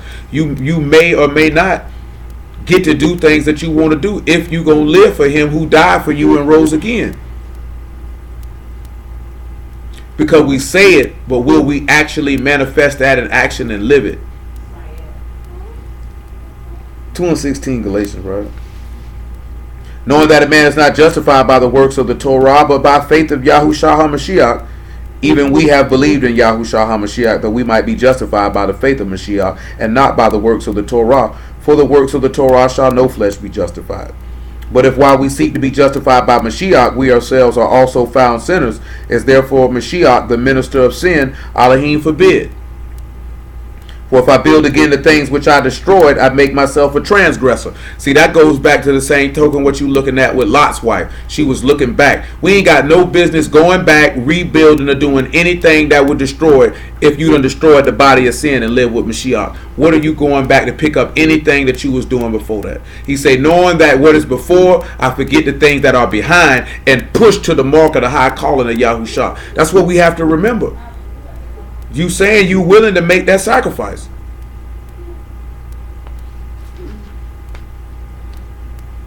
For I through the Torah am dead to the Torah, that I might live under Elohim. I am crucified with Mashiach. Nevertheless I live, yet not I, but Mashiach live in me. And the life which I now live in the flesh, I live by the faith of the Son of Elohim, who loved me and gave himself for me. So if he's the standard, that banner, that ensign, that pole, to them that fear him, that it might be displayed. This man's life is supposed to be displayed in you, because you have crucified yourself with him. Therefore you show forth that banner or that pole that you've been lifted up with him. See, we don't, and that comes with the sacrifice, and that sacrifice leads to salvation. Nevertheless, let me finish Psalms 103.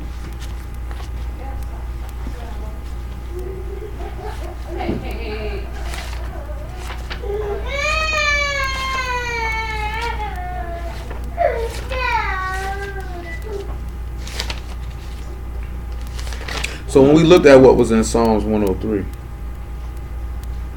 when he says he forgives all your iniquities and heals all the diseases to redeem your life from destruction, that goes back to what we looked at in Titus, that he redeemed us from all iniquity, that we could be as a peculiar people that is jealous to do those things that are right, to do those things that are good in his eyesight.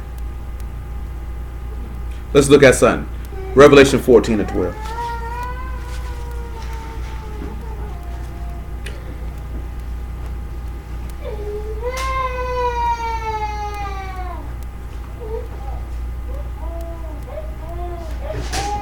Here's the patience of the Kadeshim. Here are they that keep the commandments of Elohim and the faith of Yahushua. And I heard a voice from Shamahin saying unto me, Write, Baruch are the dead which die in the Master from henceforth. Yea, saith the Ruach, that they may rest from their labors and their works do follow them.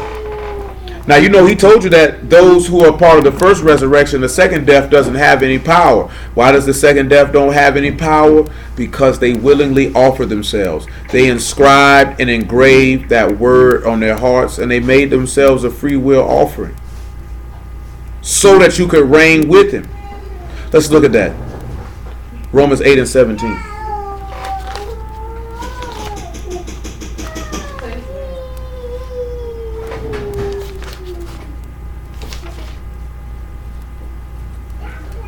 Actually, 8 and 14. It said, for as many as are led by the Ruach of Elohim, they are the sons of Elohim. For you have not received the Ruach of bondage again to fear, but you have received the Ruach of adoption, whereby we cry, Abba, Father. The Ruach itself bear witness with our Ruach that we are the children of Elohim. And if children, then heirs, heirs of Elohim, and joint heirs with Mashiach, if so be that we suffer with him, that we may also be esteemed together. Now remember, it's stated in this this Psalm 60. Of course, he mentioned it already, that he caused the earth to tremble and broken it, but he said to heal the breaches thereof, because it is for it shakes. Let me remember what that word for breach was. Those breaches are a fracturing or a shattering. So let's look in Romans chapter 6. It tells you is, what thank have ye in those things that you are now ashamed? Because sin causes you to be separated from Elohim. So therefore, by the sacrifice of Yahushua, it causes that breach to be repaired, or that shattering, or that fracturing, which goes back to what we read in Jeremiah 31, that he had to make a new covenant with you because you broke it, you shattered it. It caused a separation between you and Elohim. So therefore, he had to do something to heal that breach.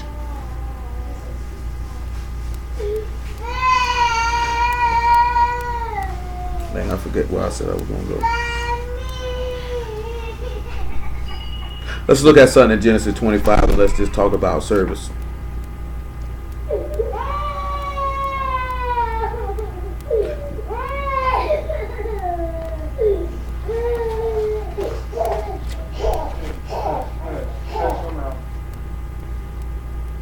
No, I don't want Genesis 25. Let's look at Genesis 29.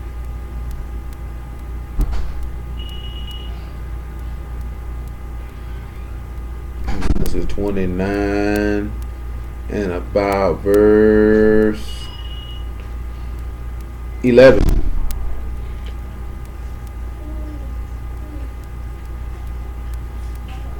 And after we look at Genesis 29 and 11, I think we'll hit Hebrews chapter 6. Jacob kissed Rachel and lifted up his voice and wept. Jacob told Rachel that he was her father's brother and that he was Rebekah's son, and she ran and told her father.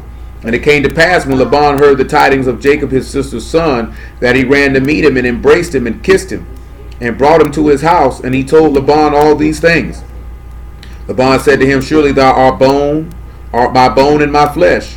He abode within the space of a month. Laban said unto Jacob, because thou art my brother, should thou therefore serve me for naught? Tell me, what shall thy wages be? Laban had 2 daughters. The name of the elder was Leah, and the name of the younger was Rachel. Leah was tender-eyed, but Rachel was beautiful and well-favored. And Jacob loved Rachel, and said, I will serve thee 7 years for Rachel thy younger daughter. And Laban said, it is better that I give her to thee than that I should give her to another man. Abide with me. And Jacob served 7 years for Rachel, and they seemed unto him but for a few days, for the love that he had for her. Now I'm going to look up this word for serve real fast.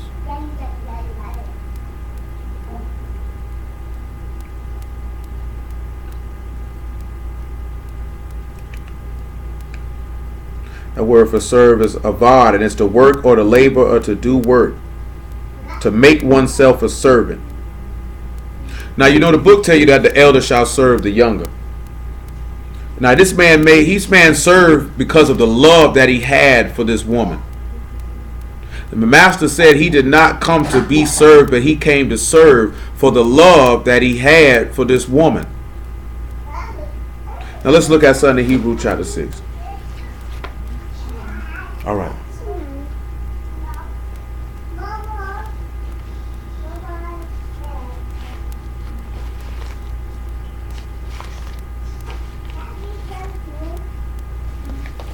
Hebrew chapter 6. Let's look about verse 6. I had to use this tomorrow. I was going to use this tomorrow, but I got to use up a little bit higher. He said, if they shall fall away to renew them again unto repentance, seeing they crucify themselves, the son of Elohim afresh, and put him to an open shame. For the earth which drink in the rain that come oft upon it, and bring forth herbs meet for them by whom it is dressed, receive blessing from Elohim. But that which bear thorns and briars is rejected, and is nigh unto cursing, whose end is to be burned. But beloved, we are persuaded better things of you, and the things that accompany salvation, though we thus speak. That's why we talking about sanctification. That's why we talking about sacrifice. That's why we talking about suffering, and that's why we talking about service. Because these things accompany salvation. If you do these 4 things, you will be saved. Like I told you, the things that we done hit, whether you realize or not, we done hit service, we done hit suffering, and we done hit sacrifice. There's another verse in Hebrews I got to read as well that I meant to get earlier while we were talking about certain things. And it was stated that the master learned obedience by the things that he suffered, because he was willing to sacrifice himself. And through that, he was able to, because he was serving, that caused him to get salvation. Because these 4 S's equal to the 5th S, which is the greatest S of them all, and that's to be saved. But listen to the next thing he say though. But Elohim is not unrighteous to forget your work and labor of love, which you have showed towards his name, and that you have ministered to the Kadeshim and do minister. He said this man is not unjust to forget your labor of love. The love that you have for the people you're willing to serve. Let's look at that, what he means on this. John chapter 13.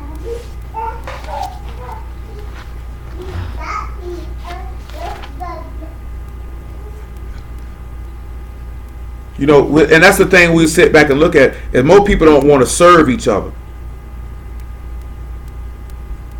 Most people want to be served, but most people don't want to serve.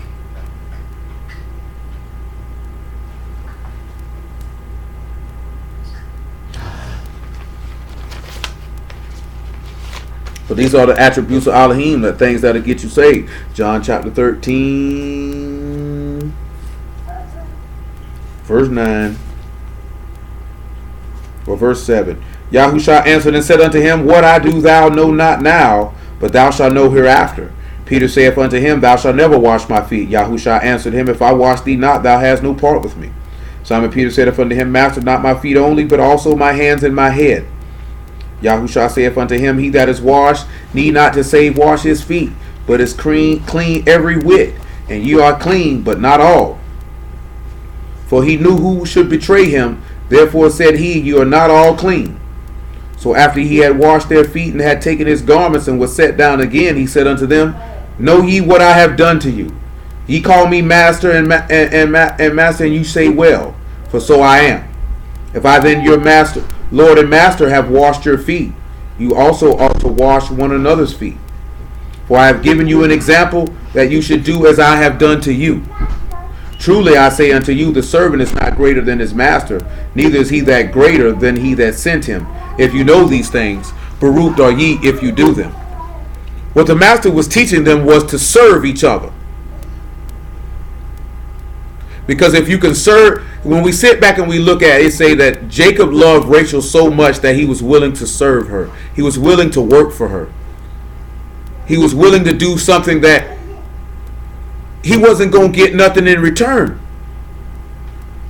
He did it because he loved that woman. He loved that woman enough to do laborious work for 7 years because that's how much she meant to him.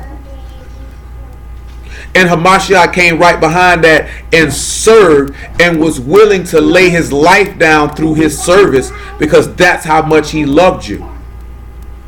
That's one of the things we don't really realize and pay attention to really know if somebody loves you, because they will serve you. Someone who loves you will serve you. They will do work for you and want nothing from you. Most people do something, they have an ulterior motive. They want something in return. That's why when you look at a virtuous woman, she's a woman who serves.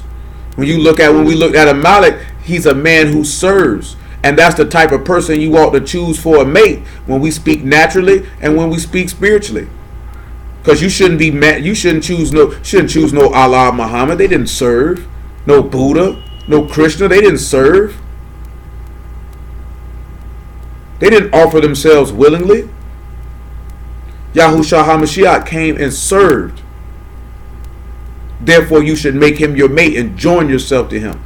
Same way you pick a woman, pick a man, as you pick someone who's willing to serve you. That's why I say Elohim is not unrighteous to forget your labor of work, that you minister to the Kadeshim and do minister, that you serve them and you do serve. Nevertheless, Colossians 3:20.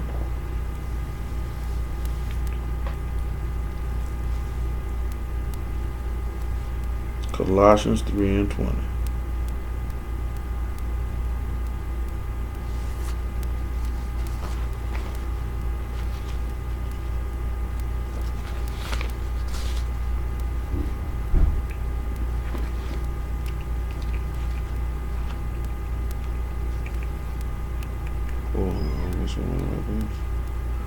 Yeah.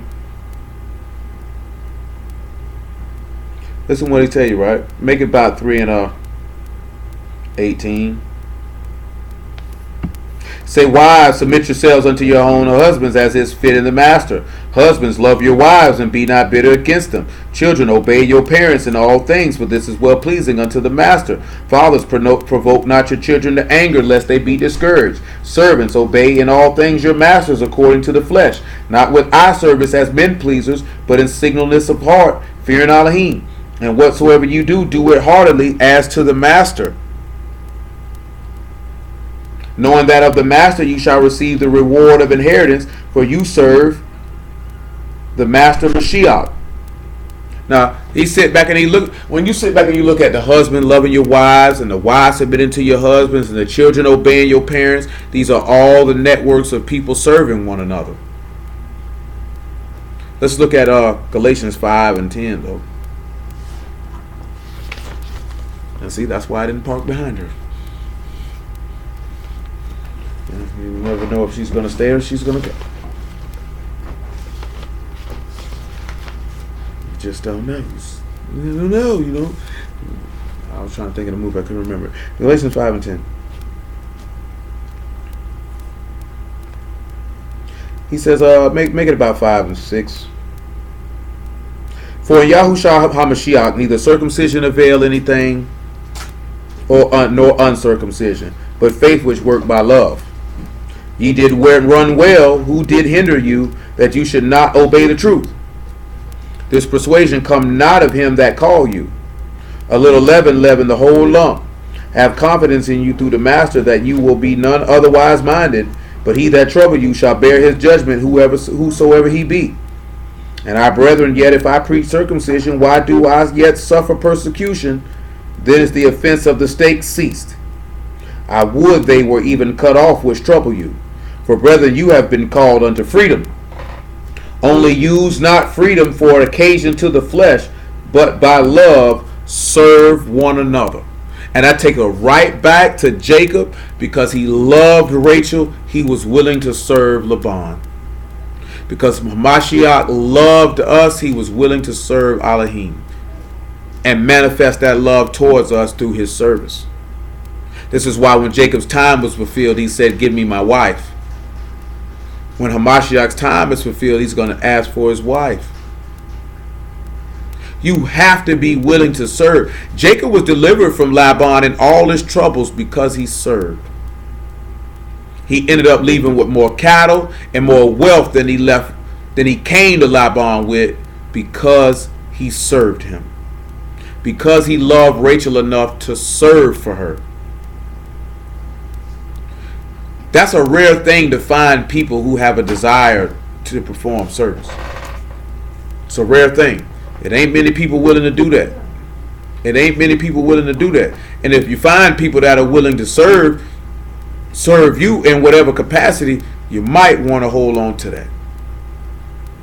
And if you done found Elohim and found that Yahushua HaMashiach was willing to serve so you could have life, you might want to hold on to him. You might want to do that.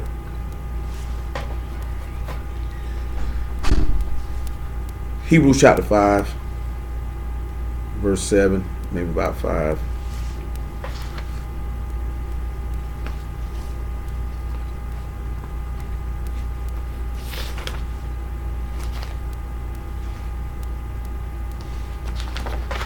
About 5 and 7, man. 5 and 7. Who in the days of his flesh, when he offered up prayers and supplications with strong crying and tears unto him that was able to save him from death, and was heard in that he feared. And though he were a son, yet he learned obedience by the things which he suffered. And being made perfect, he became the author of eternal salvation unto all them that obey him. Now let's look at something when we look at something that Paul states. Let's go over here to 2 Corinthians chapter 6, I want to say.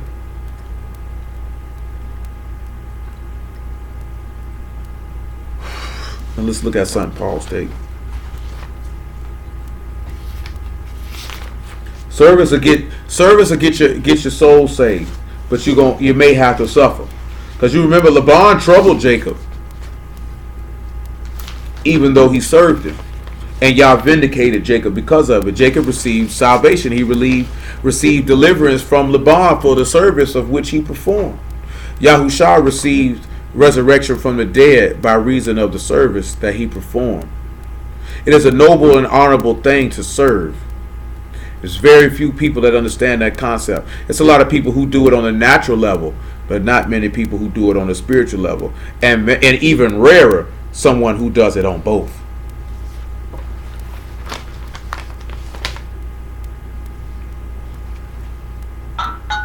That ain't what I want, man. That's another one. This picture is just a tad bit better.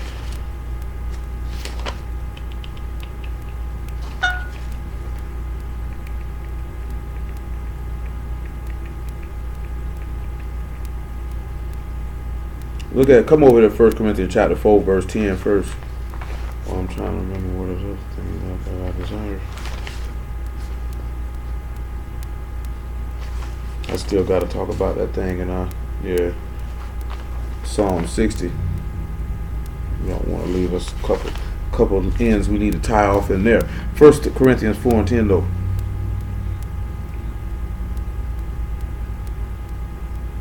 He said, we are fools for Mashiach's sake, but ye are wise in Mashiach. We are weak, but ye are strong. Ye are honorable, we are despised.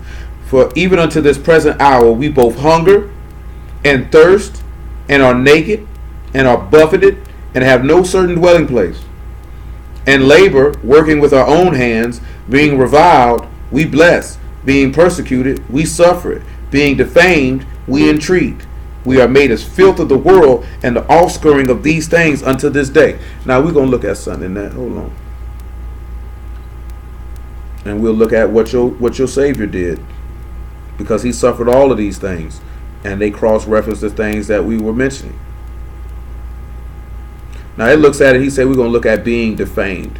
That word for defamed is blasphemo. And it's to speak reproachfully, rail at, revile, culminate, blaspheme, or to be evil spoken of.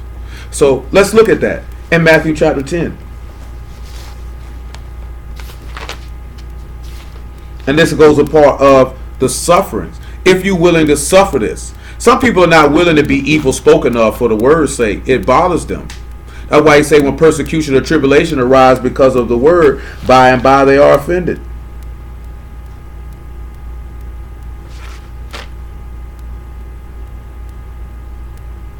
What is that, man? I know I'm looking right at it.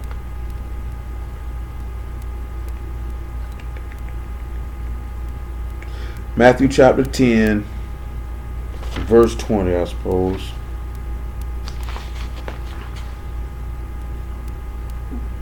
Make it 19. But when they shall deliver you up, take no thought on how Dang. Hold on. That jump drop. Cold call drop. Hold on, man. The number you are dialing is outside of your plan and will incur a 1 cent per minute charge if you continue. You can hang up now to avoid the charge. Welcome. There are. Please announce yourselves. All right. Matthew chapter 10, verse 20. For it is not ye that speak, but the Ruach of your Father which speak in you. And brother shall deliver up brother to death, and the father the child, and the children shall deliver up their parents, and cause them to be put to death. And you shall be hated of all men for my name's sake, but he that endureth to the end shall be saved. But when they persecute you in this city, flee you into another. For truly I say unto you, you shall not have gone over the cities of Yasharal till the Son of Man be come. The disciple is not above his master, nor the servant above his master. It is enough for the disciple that he be as his master, and the servant as his Lord. If they shall call the master of the house Beelzebub, how much more shall they call them of his household? Now they called this man Beelzebub and said he cast out devils by Beelzebub. If they called him that, what you think they're going to say about you? You think they're going to say anything less than you? Will that offend you when you are blasphemed or reviled or reproached for this man's name's sake? Let's look at something else. I'm trying to recall which one I want to use. Well, let's sit back and let's look at Matthew 12 and 21, where they actually called him that. And then I'll try to see the direction I want to take with that. Oh yeah, I know where I want to go with that after that. 12 and 22. Then was brought unto him one possessed with a devil, blind and dumb, and he healed him, insomuch that the blind and dumb both spake and saw. And the people were amazed and said, Is this the son of David? But when the Pharisees heard it, they said, This fellow doth not cast out devils, but by Beelzebub, the prince of the devils. Yahushua knew their thoughts and said unto them, Every kingdom divided against itself is brought to desolation. Every city or house divided against itself shall not stand. And that's another thing when you sit back and you look at making the decision to sacrifice yourself. Because if you're not willing to make that decision to sacrifice yourself, you're double-minded and you're conflicted in your own mind. Which goes back to what we were referencing in Titus. Of being chaste and being discreet and being grave and being sober-minded to make that decision to serve. To make that decision to suffer. To make that decision to sacrifice yourself, which will allow you to be sanctified. Listen to the next thing he say though. And if Hashatan cast out Hashatan, he's divided against himself. How then shall his kingdom stand? If you more concerned with your flesh and your desires and what you can do and what you can't do versus what you can do in Mashiach, you're not going to be able to stand, and you're going to fold and you're going to break the word because you'll make small compromises. Small compromises lead to apostasy or reprobate status because their small compromises grow into big compromises. That's what happens. That's why he tell you to sanctify yourself and to come out from among them and touch not the unclean thing. There's a reason why he tells us this. Because he told your forefathers to come up out of Mizraim and don't touch nothing in it. Separate yourself from them and everything that you left from. That's a hard pill to swallow and not an easy thing to do. But for your soul's sake, it must be done. It must be done. Because I know if I was still around certain people on a regular basis, I wouldn't be sitting here right now 9 times out of 10. Or my service would be lukewarm. Which is might as well as don't do it at all. He said, but if I cast out devils by the Ruach of Elohim, then the kingdom of Elohim is come unto you. I'm sorry. And if I by Beelzebub cast out devils, by whom do your children cast them out? Therefore they shall be your judges. But if I cast out devils by the Ruach of Elohim, then the kingdom of Elohim is come unto you. Or else how can one enter into a strong man's house and spoil his goods, except first to bind the strong man, and then he will spoil his house? He that is not with me is against me, and he that gather not with me scatter abroad. Wherefore I say unto you, all manner of sin and blasphemy shall be forgiven unto men, but blasphemy against the Ruach HaKadosh shall not be forgiven unto men. And whosoever speak a word against the Son of Man, it shall be forgiven him. But whosoever speak against the Ruach HaKadosh, it shall not be forgiven him, neither in this world, neither in the world to come. The reason being why he said what he's referring to here is another place it says, because he said he cast out, he had an unclean spirit. When you're doing a work by the Ruach, and you reproach or revile or speak evil of that word, you're done. You're done. You can speak evil of a Mashiach and you can be forgiven for that. Don't let nobody tell you can't be forgiven for that. You can be forgiven for that. You can't be forgiven if somebody work a work by the Ruach. You're not going to be forgiven for that. And remember, he said we have been defamed. Because he said we fools for Mashiach's sake. Mashiach was defamed. He was reproached. He was spoke evil of. I was going to go grab it, but y'all know what it said in Matthew 27. They reviled him and wagged their heads at him and said, if you be the son of Elohim, come down from the stake and then we will believe you. This is why Peter said when he was reviled, he threatened not, but committed himself to he that judges righteously. Which is why somebody that we know was faced with that same situation. Being reviled, they didn't revile back. Because if you're going to take this man's spirit on and you're going to take on his sufferings, then you have to do that. You have to be willing to do that and not respond. I just had to deal with that dude calling me all out my name, making threats. I laughed at him. Found it funny. Because you're going to be a fool for this man's name's sake. Because people think it's foolish for you to suffer that and to take that. Most people are not finna take that type of treatment. This man said we were made as filth, as the filth of the world. And that's an offscoring or a refuse. That word is parakatharma. And then basically you consider to be a criminal. Just filth. Offscouring. A scourge. Something that's just despicable. That's why the writer of Hebrews saying that you got to be willing to suffer with Mashiach outside the camp. You have to be willing to embrace that. That's how people going to look at you. A lot of people like to be liked and to be accepted. So therefore they're not cut for the service. Like I didn't even get into David, how he served. Because David served Saul. He fought Saul's battles. When Saul wanted to kill him, he still came in there and played music to soothe the unclean spirit off of Saul. When David became king, he continued to serve, giving the people a flagon of wine and a good piece of flesh, going to deliver all the stuff that had been taken captive. Even when those men served him to bring him water out the well of Bethlehem, he poured it out to Yahuwah to serve them men because they served him, because they risked their life for him. And he would not partake in something and these men risking their life for him. A true servant.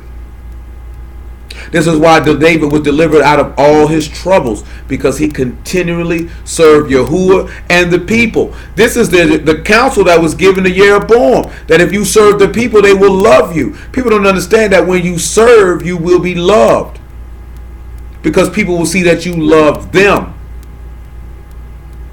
Most people don't want to serve because there's, truth be told, there's not a lot of fame and notoriety in true service.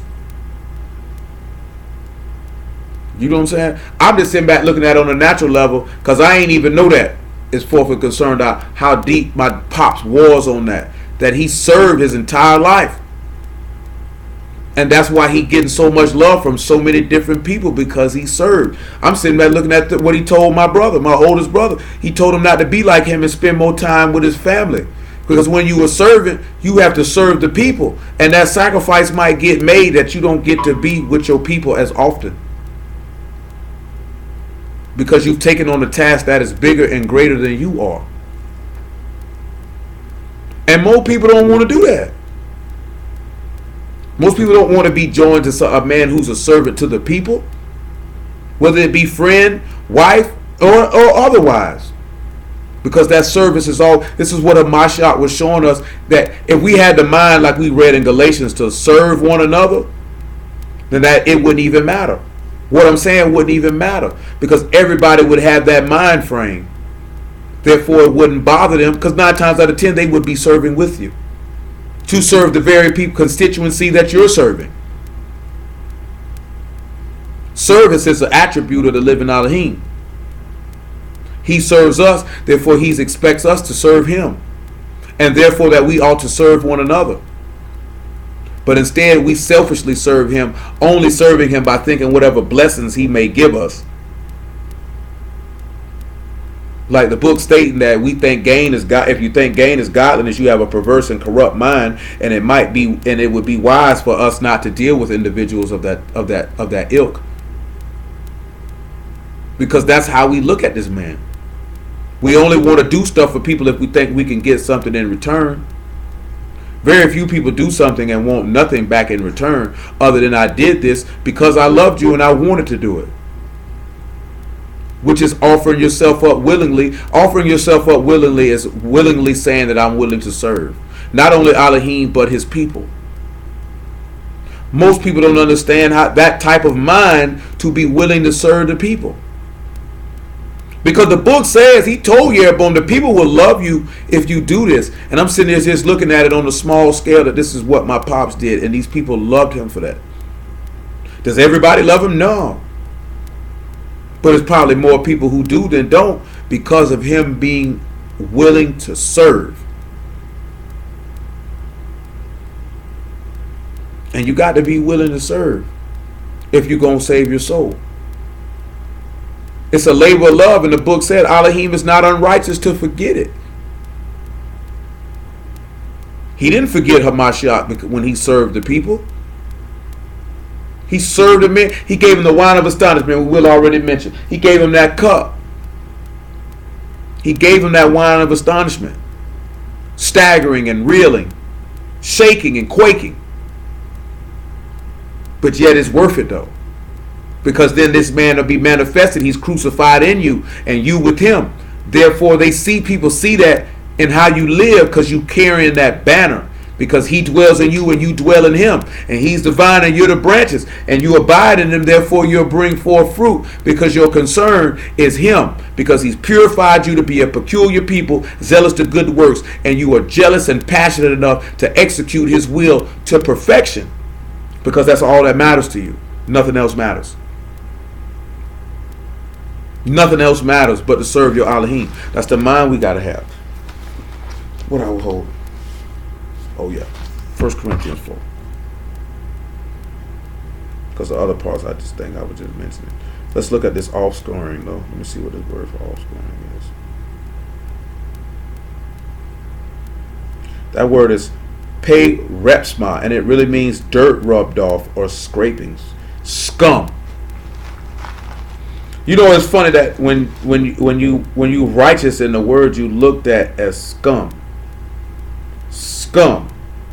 Now, it says, even to this present hour, we both hunger and thirst. Well, we know where the master said in John 19 that he thirst, and we know that he was naked because they stripped him of his clothing. But when we look at buffeted, and it said he have no certain dwelling place.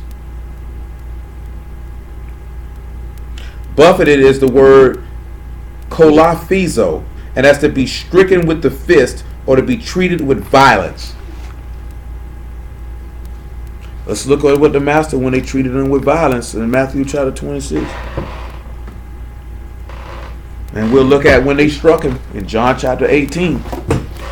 This is all the suffering for you to learn obedience. And this all goes back to that he showed you cruel things, things that were severe, hard things that were severe and cruel. These are the sufferings that he took on, these hard things. And we didn't even really, but all these things will set you apart. Because if you suffer with him, you reign with him, like we already read. It'll make you become the sons and daughters of the living Elohim. If you're willing to suffer, if you're willing to sacrifice, if you're willing to serve, then you will be sanctified. And once you're sanctified, you'll receive this ruach of sanctification and be quickened to life everlasting. Matthew chapter 26.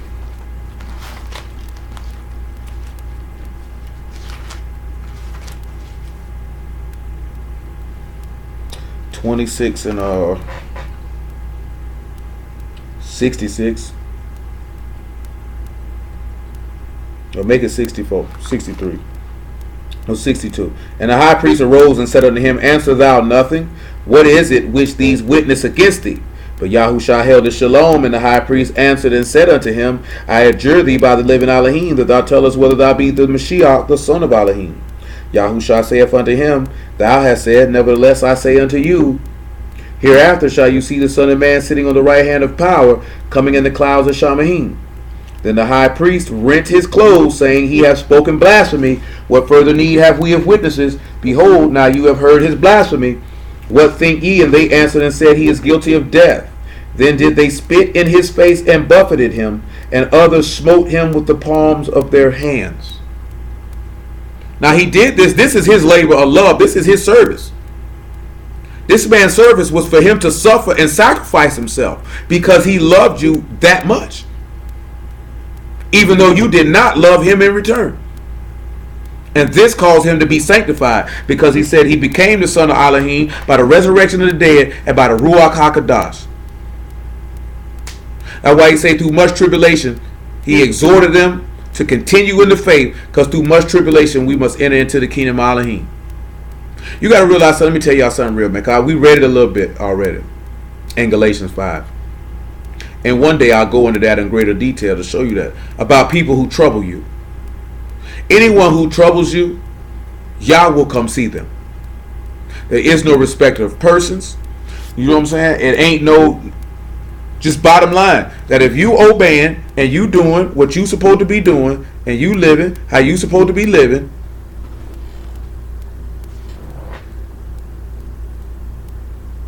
this man is going to handle those people who trouble you.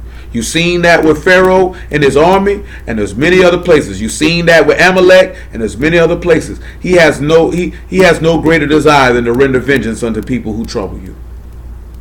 But you got to make sure that your service is steadfast and faithful and upright and just and blameless and pure, and your desires are in check, and you control yourself, and he'll do it with no hesitation or problem. And 9 times out of 10 he'll let you see it. But just like the book say, don't rejoice when your enemy stumble, lest Yahuwah see it and be displeased, and he remove his hand from them. You watch him do exactly what he said he was going to do, and smash them the way that he said that he was going to smash them, because they troubled you, because you serve him. It's a labor of love. Love to serve your neighbor and love to serve your Elohim. And all things will be good.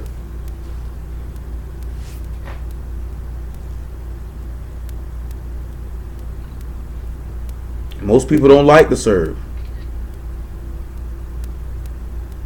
Because that means they're not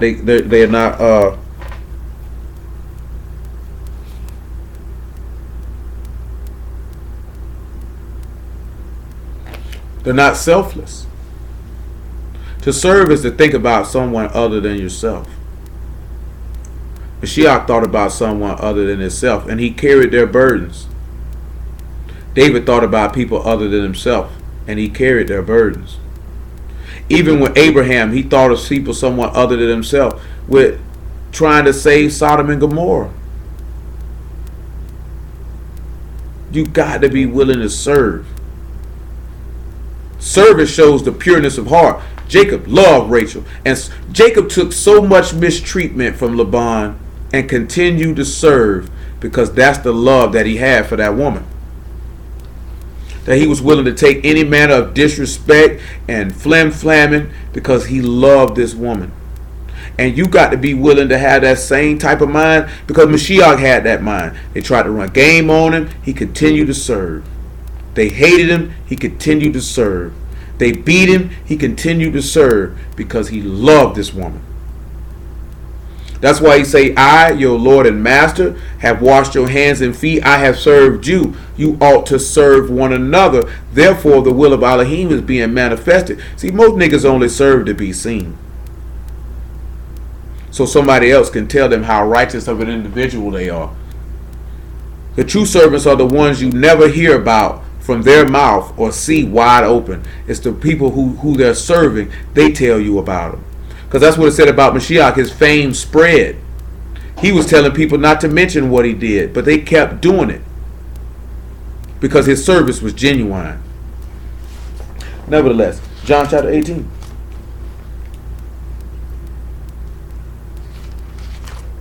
I'm finna let y'all slide a bit anyway. I just got to make sure I ain't leave nothing out in this Psalm 60. And finish this 1 Corinthians 4 all the way out. John chapter 18, right? And verse 19. The high priest then asked Yahushua of his disciples and of his doctrine. Yahushua answered him, I spake openly to the world. I spake openly to the world. I ever taught in the synagogue and in the temple, whether the Yahudim always resort. And in secret have I said nothing. Why asked thou me? Ask them which heard me what I have said unto them. Behold, they know what I said. And when he had thus spoken, one of the officers which stood by struck Yahushua with the palm of his hand, saying, Answer thou the high priest so? Yahushua answered him, If I have spoken evil, bear witness of the evil. But if well, why smite thou me? Most of us wouldn't be willing to let somebody slap us like that and not retaliate. You know, it's like this here. People can anger you, and you'll want to crack their whole dome loose. But then you sit back and you'll consider the word. You can't really do that, especially if you're getting persecuted for the word. Because if he sat back and told this man what you put your hands on me for, you better believe if he would have been able to, he probably would have bumped with it. Because this nigga done lost his mind slapping me like that. He said, if I did something wrong, I'll take. That should also show you the humility of Yahushua. Because he said, if I did something wrong, I could take that slap. That's the part we overlook. He said, I could take that slap. He said, if I've spoken evil, bear witness of the evil. He said, but if not, what you put your hands on me for?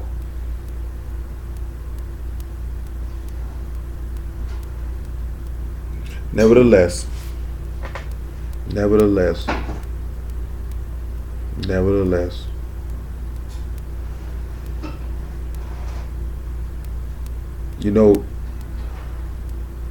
when we look at working with our own hands, being this verse 12 in 1 Corinthians 4, like when he said we bless, being persecuted, we suffer it.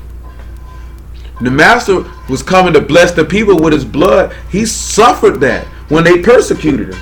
They said, crucify him, crucify him. He took it. And we already read, it's better for you to suffer for doing well and in the will of Elohim than to do evil. He said, when they defamed him, being defamed, we entreat. That word for entreat is parakaleo. It means to beg, to entreat, to beseech, to console, to encourage, to strengthen by consolation, to receive consolation, to address or to speak to or call upon. And while they were defaming this man, let's look at it. Luke 23. He entreated on their behalf.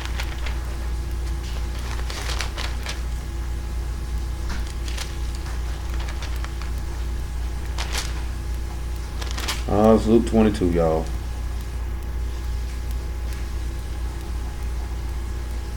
No, it was Luke 23. I'm sorry. Luke 23 and 32. Make it 26. Luke 23 and 26.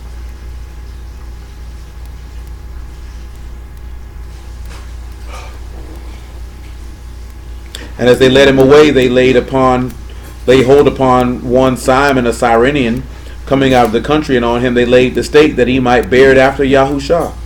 And they followed him a great company of people of women, which also bewailed and lamented him.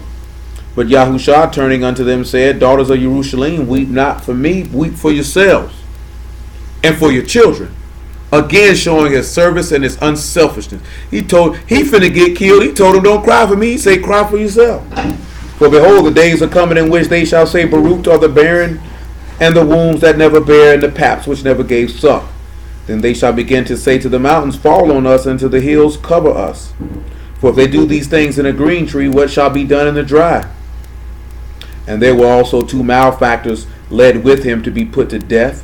And when they were come to the place which is called Calvary, therefore they crucified him, and the malefactors, the one on the right hand and the other on the left. Then said Yahushua, Father, forgive them, for they know not what they do. And they parted his raiment and cast lots. Well, there you see where he's naked. Now you see when they defamed him, they entreated him because he's up there like a malefactor. They lying on the man. And guess what he decides to do? Entreat the Father that he might forgive them because they don't know what they're doing. They blasphemed him. They spoke evil of him. And instead of speaking evil back, he prayed for him. And that's probably the most difficult thing for people to do too, is to pray for their enemies and bless them that hate them. But you got to remember, you are blessed when people speak evil of you falsely for the Son of Man's name's sake, for your name is written in Shamahin. That's why he said we got to make sure that we do things that become for sound doctrine, that the word of Elohim cannot be blasphemed, and that his enemies cannot gainsay nor resist anything that comes from your mouth. I think we've touched everything here with good old Paul in 1 Corinthians chapter 4. Let's make sure we ain't got nothing left behind in Psalm 60 before we depart for the rest of this evening.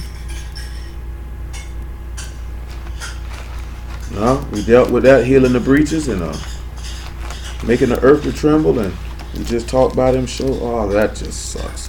Talked about him showing the people hard things and giving you a banner to display because of the truth. Just remember that he's going to give you an ensign or a banner or a pole to display because of the truth. Because when you have that banner and that ensign that you displaying, you're going to show that you're willing to suffer for Elohim's sake. You're showing that you're going to be willing to serve. And you're showing that you're willing to sacrifice, which will cause you to be sanctified. Come over here to John 17 and 17, though.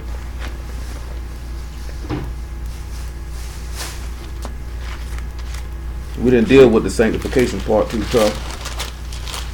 Just hit it real brief before we slide on out of the way. Sanctify them through thy truth. Thy word is truth. And as thou hast sent me into the world, even so have I also sent them into the world. And for their sakes I sanctify myself, that they also might be sanctified through the truth. He set himself apart through the word, that they might set themselves apart through the word. And we have to set ourselves apart. We have to be willing to do that. We can't half-step with that. We can't play with that. He said he sanctified himself through the truth. When we look at that, the Greek word for sanctify here is ha-gehazo. And it literally means to separate from profane things and dedicate to Elohim. To cleanse yourself internally and externally, free from guilt of sin, and to purify internally by the renewing of the soul. We talked about that last week, that you renew your man inwardly day by day by dying to your flesh, by sacrificing yourself, by taking your stake up daily. So if you're going to sit back and we're going to scream, John 17 and 17, then you're going to have to render and acknowledge and hollow and separate yourself from everything that is carnal and fleshly and common, whether it's people, whether it's places, whether it's things, and dedicate yourself wholly to Elohim, or don't come at all. Because that's what he said he did. He said this is what he's saying, that he's doing this for you through the truth, that you can cleanse yourself outwardly and inwardly, that you cleanse yourself of all filthiness of the flesh and ruach, perfecting Kadash and the fear of Elohim. What Paul wrote is exactly what the master is saying right here, which is exactly what we talked about last week in Isaiah 52 and 11. Come out from among them, and I shall receive you, and touch not the unclean thing, ye that bear the vessels of Yahuwah. You are the vessel of Yahuwah. Come out from among them and separate yourself from profane things. It's really just that simple. It's really just that simple. And the word for truth in the Greek is something that anything that is in truth. True things pertaining to Elohim and his duty.